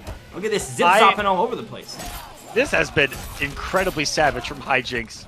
I don't think that he's let go of a kick button on his pad to the point that he's gotten accidental forward 4 multiple times, and it just cost him the match. That I was about to mention the first one, and then he did it again and died. That's how often he was pressing those buttons. Maybe a Back-to-back little too input much. errors there, accidentally Yeah. getting the. I think he's. I mean, 'cause obviously it's. I think that's forward 3, and you got Probably back wanting forward 3 instant for slight air. gas. Yeah, so he's Yeah. getting the input for the air move on the ground, and it doesn't have a ground equivalent, so it ends up just being the normal. I'm scared. Get scared there. Okay. Poking back and forth. There's the juggle here from AJ. Gonna go straight into that command grab, perhaps expecting an armor or a breakaway attempt. Didn't happen, but you still get great Oki from it anyway. Hijinks. He's in trouble. Looks like the fate my might God. be sealed. It was every option but block right there. He wanted to keep it aggressive, and oh no, is the mercy coming? Is it coming here? Here The we go. disrespect, the BM, the YOLO, what? Oh my goodness. Okay, well, Hijinks wants to show us some more cutscenes here real quick. I mean, he's still got a long road ahead of him, but Cabal and roads, he travels them quite quickly, so maybe he'll be able to figure this one out. We do know how much damage his character can do, so he's basically one clean, well, 2, because he needs to get through the breakaway. Oh, that could have been it right there. And of course, he's got a good armor break too, so now if he sniffs out a breakaway, Rondo could that dash. actually do a great job. He's just going all over the place with the slight gas, but won't be able to make it come together. AJ can't mercy him again, so a friendship instead? Yes, indeed. Oh, wait, silence. Shh. This is my favorite song. You can't hear it. It's so awkward and quiet. I don't know why. I wish that when you turn the music down in the game, because, I mean, the music is whatever, but the music for the friendships is all I agree. awesome, but they're tied to I the agree. same setting. Keep it separate. Yeah. Keep it separate. I 100% agree. I want to be able is very- to maintain the friendship music. It's very awkward when you stream without the game sound and Jax is playing a saxophone Yeah, I was and gonna nothing mention is happening. The Nothing jaxophone is by happening. far the worst. Oh, dead silence on that is just dead air, quite literally. Mm-hmm. Alright, so we're going to go ahead and hop back over to our bracket, where I've got some names to pop in real quick as we continue to fill out the rest of this. I probably Yes. should have done some of this I stuff will- before, but I will break it down for you guys though as you're watching them fill this out.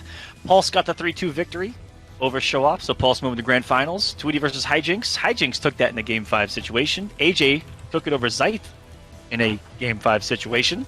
Those AJ versus Hijinks that we just saw. AJ took it 3-0. So it'll be AJ going up against K7 Show Off in losers finals right now. what number? 3. Alright, yeah. So losers finals is Pulse and K7. Let's get those invites out. I will fill out the rest of that in a moment. That's a lot. AJ So much and typing. K7. AJ and K7. See? AJ and K7. Good thing you're here. We're getting it together. AJ and Hey, we're there. K7.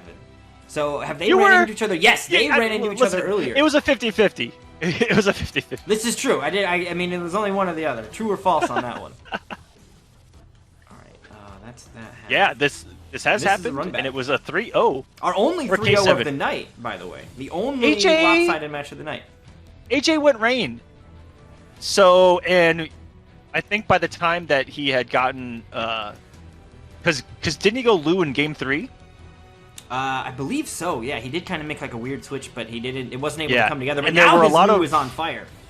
And I remember there being a lot of raw flying kicks that were a little sus in that match, but he's played a couple of different characters and has definitely caught some fire here on the losers run as he meets K7. K7 just coming off a loss. Let's see if we can use that against him. This is one of my favorite things that happens in tournaments is the run back in losers finals, because what it sets up, and these are where the most upsets I find happen in the run back, right, is because momentum gained, momentum lost is such a factor right here in losers finals. And then time as well, right? AJ's played multiple games in a row, has won multiple games in a row. Show Off has been waiting a while on the winner's side. Coming off a loss, you never know. You never know. Show Off says also, I'm absolutely petrified of Wake Up 1, 2, 3. You should be. Yeah, 1, 2, 3 is such like a classic go-to offensive strategy from Liu Kang players, and it is so good. And even as a double high, you'd think that you can like uppercut through it, and it will interrupt you if you go too quick. Like it will catch you even when you think you've read it right. You've got to approach that thing with care. Oh, breakaway gonna come out accidental. Do not think that was intentional. I do see, though, that K7 is going straight to Sub-Zero. No more messing around with the alternative characters. He knows that he is just outside of guaranteeing he's going to be in the money here, so he wants to make sure he gets the victory, and you do that with your most comfy character. Ooh, get What a that freeze. flying kick out of here. That was tight. Oh, gonna punish the Rising Ice attempt, though. The F2 into GG's, catching him that time. Teabagging right back. A little bit of toxicity going here. It's all fun and games, though, between these two. Ooh, fun and games. We just saw it. Little micro bag in the middle of the combo. Still got the 314 foot as well. And the anti-airable. I don't care who you are not stopping Why that didn't jump he off. He's gonna be finish finishing the job. And oh, speaking of finishing the job, Okay. combo. But he actually hit Wake Up 1, 2, 3. So Fight. I think he was ready for it. He did go for the 1, 2, 3, but K7 sniffing that one out. Okay, here we go. Send him back toward the Welcome to corner. that command grab, I like that it gives Liu Kang guaranteed side switches. Mm-hmm. Well, I don't like fighting it, but it's cool that he has it. Yeah, as like when you look at the things that it does for him, that's a good thing. That's like a great tool. That's in the pros list for It's sure. like, Dream Eater, if I can be honest with you, it's like anything for Liu Kang. I sit here and go, oh, good for him. Yeah, but man, wouldn't that be nice Good if it for was him. on my character? He's got a lot of pluses. A lot of pluses. He's really like the character they've given great tools to, which I think has kind of always been the design for him. He's the jack of all trades, so he does everything quite well. Not the best at everything, but does everything quite well. Here we go, though. Big damage from K7, 46%. One more hit left to finish off this monk. Can he find it? Yes, he will. Oh, that... It looked like... I'm actually watching it... I just watched it back on Twitch, and I'm fairly certain I can say this 100% now. Sub-Zero. It was the actor frames on that back one, because AJ was blocking in a crouch state for what looked like a long while, and the moment that he let go was when he met what looked like were possibly the last couple of actor frames on that back one, because he went from a block position to getting stabbed in the mouth. That was incredible. Yeah, I wonder if he, you know, because I'll say this about AJ. Very good at micro ducking, so I wonder if he maybe thought that he had gotten underneath something and got a little too hasty, stood up into the frame of that, and got caught with the later active frames of that move. Because in MK11, Sub-Zero. most 98% of buttons that you press, especially that are high, are going to be active for 1 to 2 frames. So you can just go to your pad and press down or like lightly tap down and micro duck it.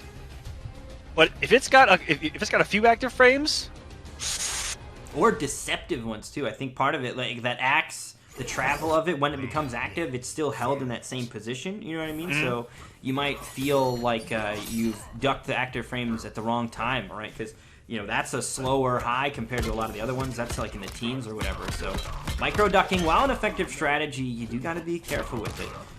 And it's new to this game, too. It's not something you could really do in the previous games. Most previous games had a lot more active frames attached to stuff, so a new strategy players have developed here in MK11. Effective strategy, though, nonetheless. Here's the opening for AJ. Okay. you know what? You gotta give AJ some respect for, that was the reason why he lost game number 1, and then he decides to go for it again, testing himself in that situation. This was the Jax that we were denied in the last round, by the way. Yeah, which is, I'll be honest, haven't seen AJ play Jax before, so I know he's a talented player across the board. Excited to see him kind of experiment with some of these other characters. So far, his Liu Kang has not disappointed. We'll see if Jackson Briggs does the same. This is a character I thought I'd be seeing a little bit more recently, and I have been here and there. He's been creeping up a couple of different regions, a couple of different players here and there. As just, man, if you think of the word solid, Jax is a solid character in this game.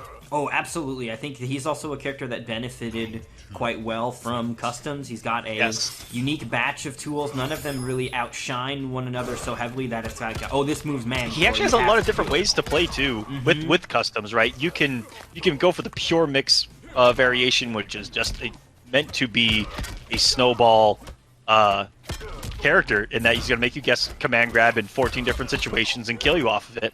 Or you have all these other solid options. You have really cool, armor, launchers and mix-ups. You have really cool armor breaks and claps, and all of them have got the heat. And you can just simply die when this man's arms are fully heated. He's got 14 different crushing blows off of it. He perfectly grabbed him outside of Fatal Blow territory with enough damage to kill him without K7 ever even getting an opportunity to try to utilize that Fatal Blow. What a strong set of events there for AJ. That sequence right there was all Jax. And Jax is going to go ahead and secure game number 2 in AJ's favor, tying things up.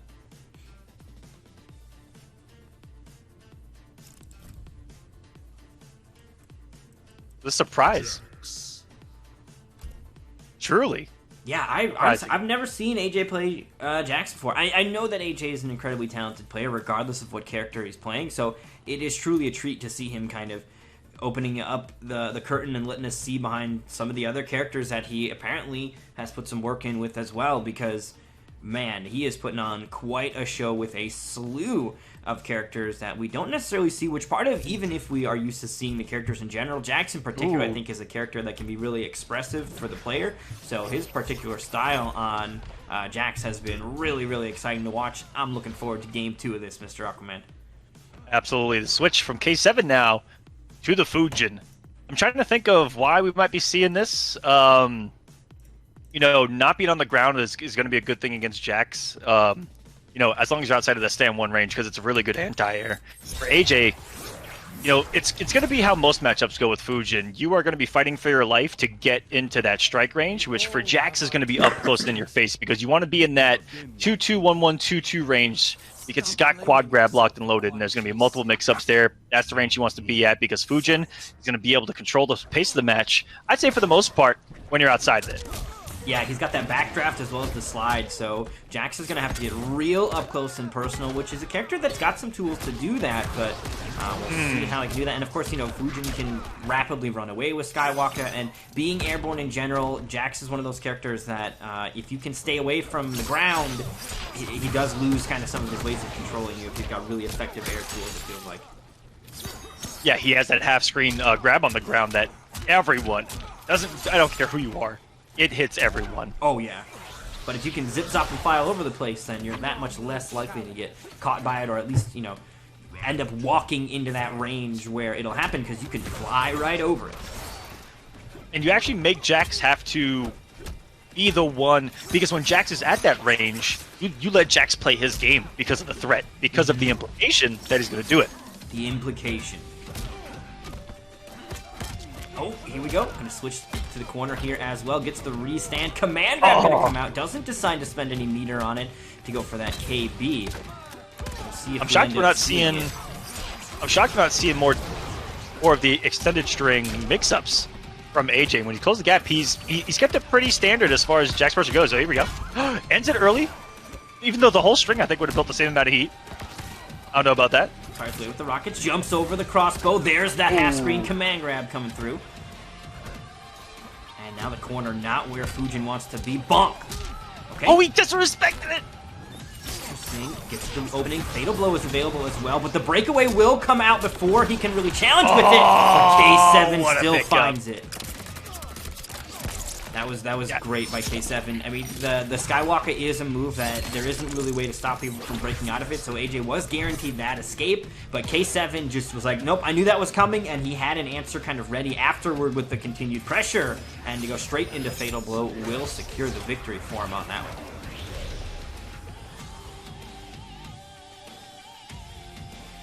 Ended up being really close, though. AJ had the moments. K7 with a couple of beautiful forward 3 snipes. Oh, yeah. Then again, I think that it might just catch you off guard as a Jax player initially, where at a certain range you used to be able to stand your ground, and those 4-3s will snipe your toes every single time. And that's a range where they like to, a Jax player won't be blocking because they're looking to buffer the back forward. Exactly, yeah, that's typically Jax's kind of comfort zone, so when you bump into characters that can contest and apply threats in that area, it does kind of throw the Jax game plan off base. And I will say, AJ not necessarily a Jax player, so somebody who isn't necessarily attuned to playing and dealing with characters that can challenge him at that range, I'm not shocked to see him now looking to immediately abandon that ship and perhaps move over to something different. This, however, is somewhat interesting. I know AJ has an incredibly strong Sub-Zero. We've seen his Sub-Zero definitely before, but the one thing to take into account is who he's fighting. And it's basically the Grandmaster of the Lin Kuei himself, K7 Show-Off. This is of all the players out there, K7's going to know what you're up to, what you're bringing to the table, and of course you got to worry about the follow-up after this. We saw how K7 fared in the mirror match against Pulse, so we'll see if AJ can make it out on this one, or if K7's going to shut it down. The whole thing, that is going to be punishable by the slide, though. AJ with the matchup knowledge. Okay, Ice Ball catches. We saw Pulse do it, but not quite quick enough, so able to duck underneath that one. Beautiful jump. Only the counter hit, though. Which tells us that AJ was pressing buttons right there, and he gets another raw slide. We got 2 loaded. Coming for the 50-50, and the immediate call-out by Show-Off. Beautiful. 25% for that anti-air as well. He'll catch him with the backdraft. I love that move. Half-screen normals that you can actually convert into. Big stuff. Okay. Oh.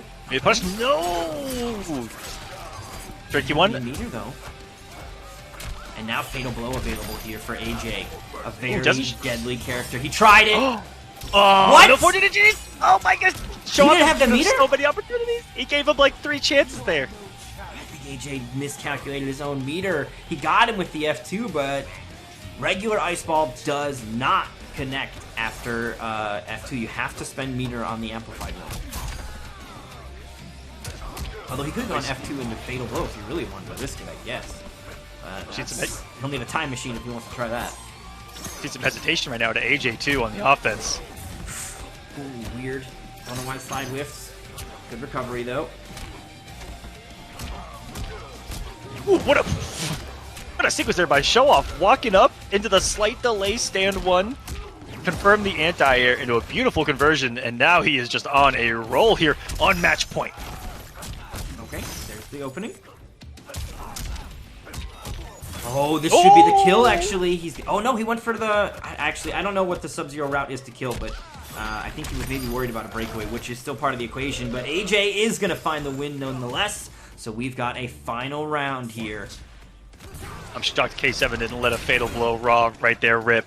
Oh, he broke out of that crushing blow, I think. I think K7 had ran far enough. Here's this freeze, though, from AJ. Breakaway will be available, so he's just going to go for a mostly unbreakable combo there, 23%. Builds another slide for the KV, perhaps, although I thought he already had it, so... I want to say that that is the third one.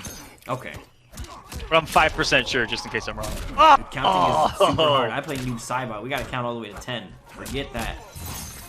Uh-oh, now. Devastating damage 50-50. territory. A couple of mixes to go.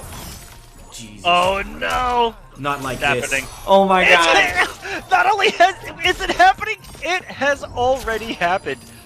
F2 into GG's Unbelievable. indeed. Unbelievable. So, I would say that we have about maybe a 98% chance, maybe 100% chance of seeing a forward 2 mirror. I really think we could definitely end up seeing a Lin Kuei throwdown here. This is what K7's answer was to it last time when Pulse brought Sub-Zero to this fight. So would not be shocked if K7 goes for the same approach.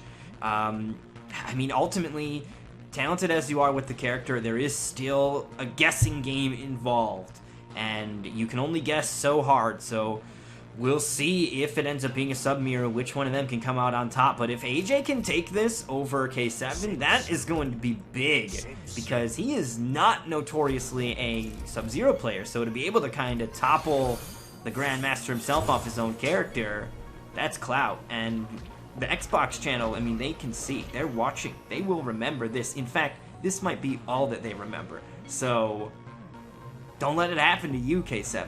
Don't let it happen to you. As I like to say from time to time, not like this. Here we go. Letting the characters talk a little shit. No idea what they said. I'm K7 sure that says, it was something very AJ wholesome. does not beat me in the mirror. Off the I start, cannot AJ have takes that. a risk going for a slide, not going to find its mark. So K7 will draw first blood, 25%, and a breakaway. So not going to finish the whole combo, but is going to get his opponent off that defensive meter, which honestly is part of the process. Beautiful jump Wow. over that polar axe, though. So AJ now with the life lead here. K7 under 50% as AJ shimmying back and forth, looking Have you likely noticed? waiting for some of his meter to come back as well. Doesn't want to start to take too many risks until he's got some defensive options to deal with it. As I say that, though, a YOLO slide will find the hit. And Absolutely. now, just outside of Fatal Blow territory is K7. Will AJ risk putting him in that range? Catching him. Okay. Interesting choices. No, we don't. No commitment. That was it. For AJ, could have gotten everything off of that back three. The flawless The block, launch, and perfect. Once more. K7's got him. Nicely done. So K7 is successfully able to secure that first round. Very important here in this game 5. Is he going to be able to continue at this pace, however? He also got to keep the Fatal Blow in the process, too. So the Fatal Blow, staying on your own Fatal Blow, particular Sub-Zero, makes him that much more dangerous. And it does. For an answer. I cannot hear Mr. Aquaman. Can you guys hear Mr. Aquaman? Oh. I Test. think you guys should be able to hear Mr. Aquaman. Oh, you know what? Test, test, test. Oh, it's my mic. Alright, or it's my cable. Alright, my bad if I was talking over you. Can you hear me? Cannot hear you. Now I can hear you, though. My bad. I wasn't sure there for a moment. My bad too on that. Oh, no, it's fine. I thought I lost you, but I just finagled the cord. That's my bad. But we're good. We're good. Production hiccups. We're making it work. So K7 makes it work as well. Beautiful stuff. That's what happens when you challenge the Grandmaster of the Lin Kuei. You get the Grandmaster of the Lin Kuei eventually, right? K7 says he almost smoked me though. I mean, it can come down to a mix-up, you know. You truly never know in situations like that. Scary one to be in, but K7 doing it multiple times in this tournament. It is Absolutely. not easy to cement yourself, you know, in that position of don't you ever disrespect me again with my own character, especially one that's built around mechanics that you can lose to no matter how knowledgeable you are against the character or of the character, right? Yeah, right. Like, you can always guess wrong, regardless of the matchup knowledge you possess. So, really solid stuff from K7. He will stay alive here, and that means we've got ourselves a run back from Winners Finals. We're going to see a repeat of that with a little bit of an extra caveat in that Pulse is on the winner's side, so he's only got to win one set, whereas K7 now is going to be required to not only defeat Pulse once, but basically twice. He's got to beat him 6 times here if he's going to be able to take this finish in his hands instead. And this is also a battle between 2 champions here, so a lot is on the line.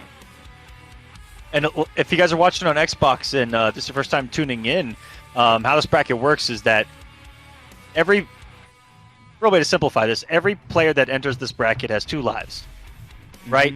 And so, as you can see, if you we'll pull up the bracket real quick, Dream Eater. Oh, absolutely, will do. We'll make this a visual learning experience. So on the winner's side, which is the top half, no one is lost. That's why they're on the winner's side. The loser's side is where losers go after they have lost.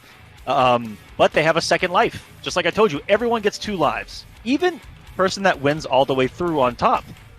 Because now we're gonna have our grand finals Pulse is still in winners, so he still has 2 lives. Show Off has 1 life. So if Pulse wins this next match, it's over. He's your champion. If Show Off beats Pulse, he takes away one of those lives. He essentially knocks Pulse into the losers side of things, and then they have to play again. And that one would be for the championship. That's what we call a bracket reset, if we get there. For all the regulars, you're like, shut up, Aquaman. We've heard this a billion times. But there might be some people watching, and we need to bring them in. Exactly, into the fold. We got to let them know how these things work here so they're not too confused when they discover that K7 has not yet won. He's still got another win to go. K7, your guys' sponsors are too long, and I can't afford to give you the L, so what we're going to do is we'll give Pulse the W. And that's how we'll notify who is on the winner's side of the bracket. Not as elegant, but whatever. Alright, here we go. Grand Finals. 2 teammates going at it. They are both in the money, so now it's just a matter of who is going to be taking home more of it, as there was a bonus prize pool for week 1. Typically, the prize money is all at the end of the season, but to put on a great show here, we decided to throw up some extra cash here for week 1. So that is what they're throwing down for, as well as the usual points. And what an opening salvo from Pulse. 20 seconds, Mr. Aquaman. All it took.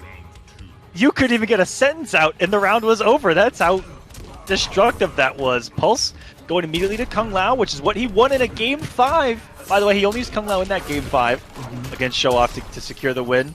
He's starting off with it here, using that information previously. And whoa! That was supposed to be... That wasn't supposed to come out on block. He actually misspaced that stand 3. Thought it was going to whiff. That way the Ice Ball wouldn't have come out, but he didn't get punished for it anyway. Caught. The openings. Pulse able to take control yet again. Oh, spoke too soon. F2 catches. Doesn't commit into a deep freeze, although he wasn't quite at that damage point where he could kill. Now, however, a stray hit could be the end. Oh, the no-hat uppercut. I think it actually ended up whiffing because it's got such a shorter range. And the possessed hat catches him. Wow. Do you think he was crouching and then it just... Yeah, I thought that's what happened. He saw the hat go up and thought he was throwing it to the sky, because obviously the other hats that Kung Lao can throw, you can control them. And, oh man, what a curveball as it dips right back down. I don't know enough about baseball to name the proper Is it a mid or pitch. is it a high? Is it a mid or is it a high? What a 50-50 projectile thrown at you. Man, K7 getting caught off guard. The possessed hat making waves here. No pun intended on that wavelength that it travels across. All right, Dream. All right, calm down. I had to try. Okay, guy. We've seen it from all 3 of our Kung Lao players, though, and it's not just that we've like seen them use it, but we've actually seen some effective uses of it as well here. Catching people, kind of closing gaps out, catching people off guard to where they can comfortably crouch. And Pulse, no exception here, as he claims Game 1, now only 2 games away from claiming our tournament here tonight.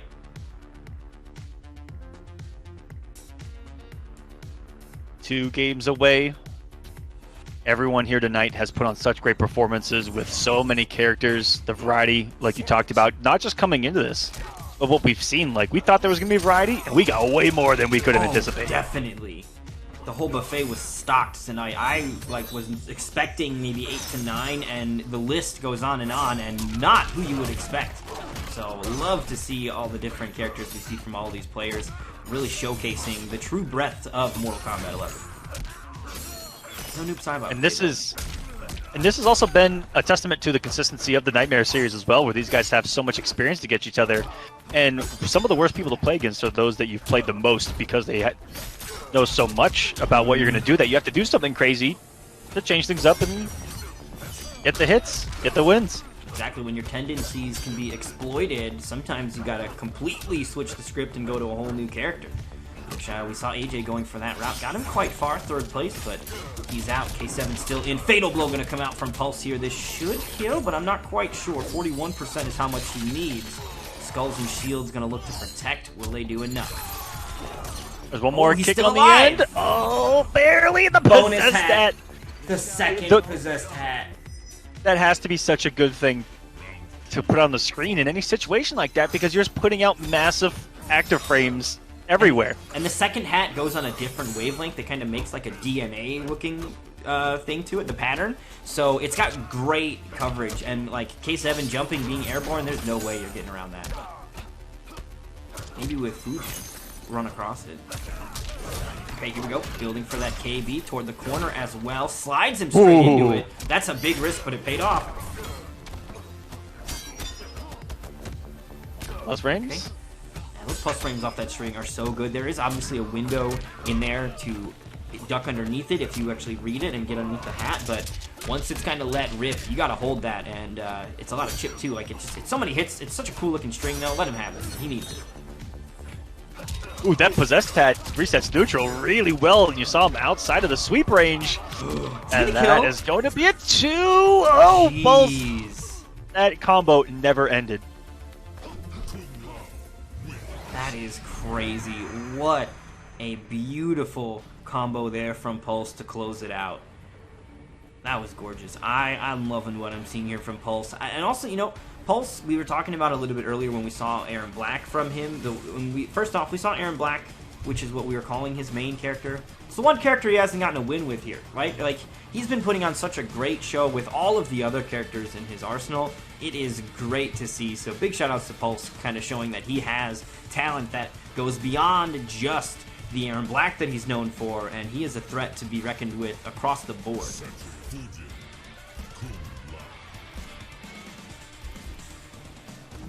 Show off. Going back to the Fujin here. Okay. This has been the duplicitous edge today for him.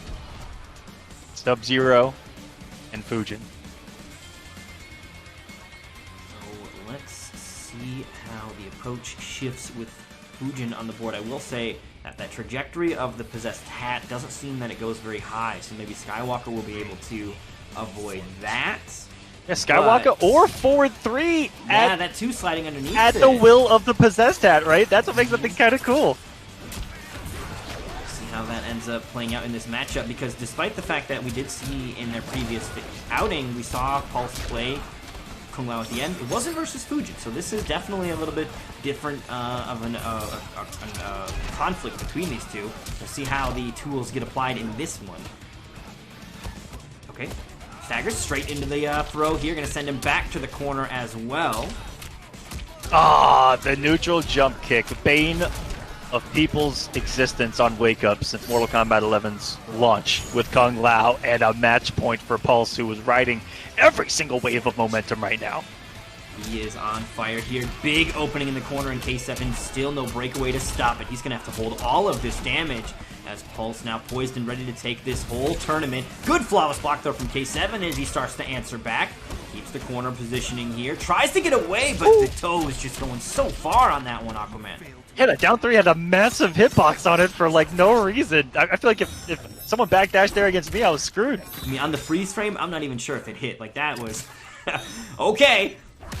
Oh, the backdraft from so far. Half screen normals. We got him into restands as well. 25% on the board as K7 looks to tie things up. A bit of a life lead here even for the Wind God. He needs it here. This is life alert. Nice. 5 of the... Uh-oh. I was about to say, we've seen what Pulse can do with Fatal Blow, and that should be it. Looks like he's just under the threshold we saw earlier for it to be just outside the kill range. 2 more hits left, and a win here on the Nightmare series for Pulse. Very nicely done. Pulse is going to be our champion. As he says in the chat, the GOAT is back to reclaim his throne. The Nightmare series champ. He knocked everybody down, and not only has he been doing that, he has been making waves in the MK ladder as well that Xbox is hosting. That is going to be going on tomorrow. Make sure you guys are getting involved in that. You guys can play in the ladder tomorrow, and I believe that the bracket is going down tomorrow as well. Let's go ahead and hop back to our cams to say goodbyes and let you guys know what else to look out for in the future. I, of course, though, want to start off by saying a massive thank you to Mr. Aquaman for coming through and being on the mic here with us in the Nightmare series.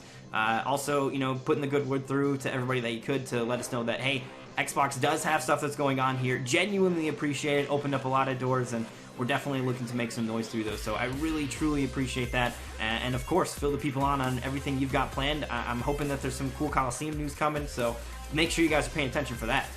Yeah, I have almost too much to announce that will be coming soon within the month. So by the end of the month, you guys should know pretty much everything that I've got cooked up and going on, or most of it, I should say, because even beyond that, I've got more in the works. But always working on events. Always got tournaments on the horizon. And to all of you that think that Mortal Kombat's dead competitively, you're an idiot, because there's a billion tournaments happening right now. And so this is just a great time to be a competitor here in Mortal Kombat. I've got some great announcements coming up for a lot of opportunities outside of North America. Ooh. is where a lot of my stuff is going, but also I'm looking at not only am I looking to go outwards with the Coliseum, but I'm also looking at going backwards in time. There's a couple of hints that I'll give you guys.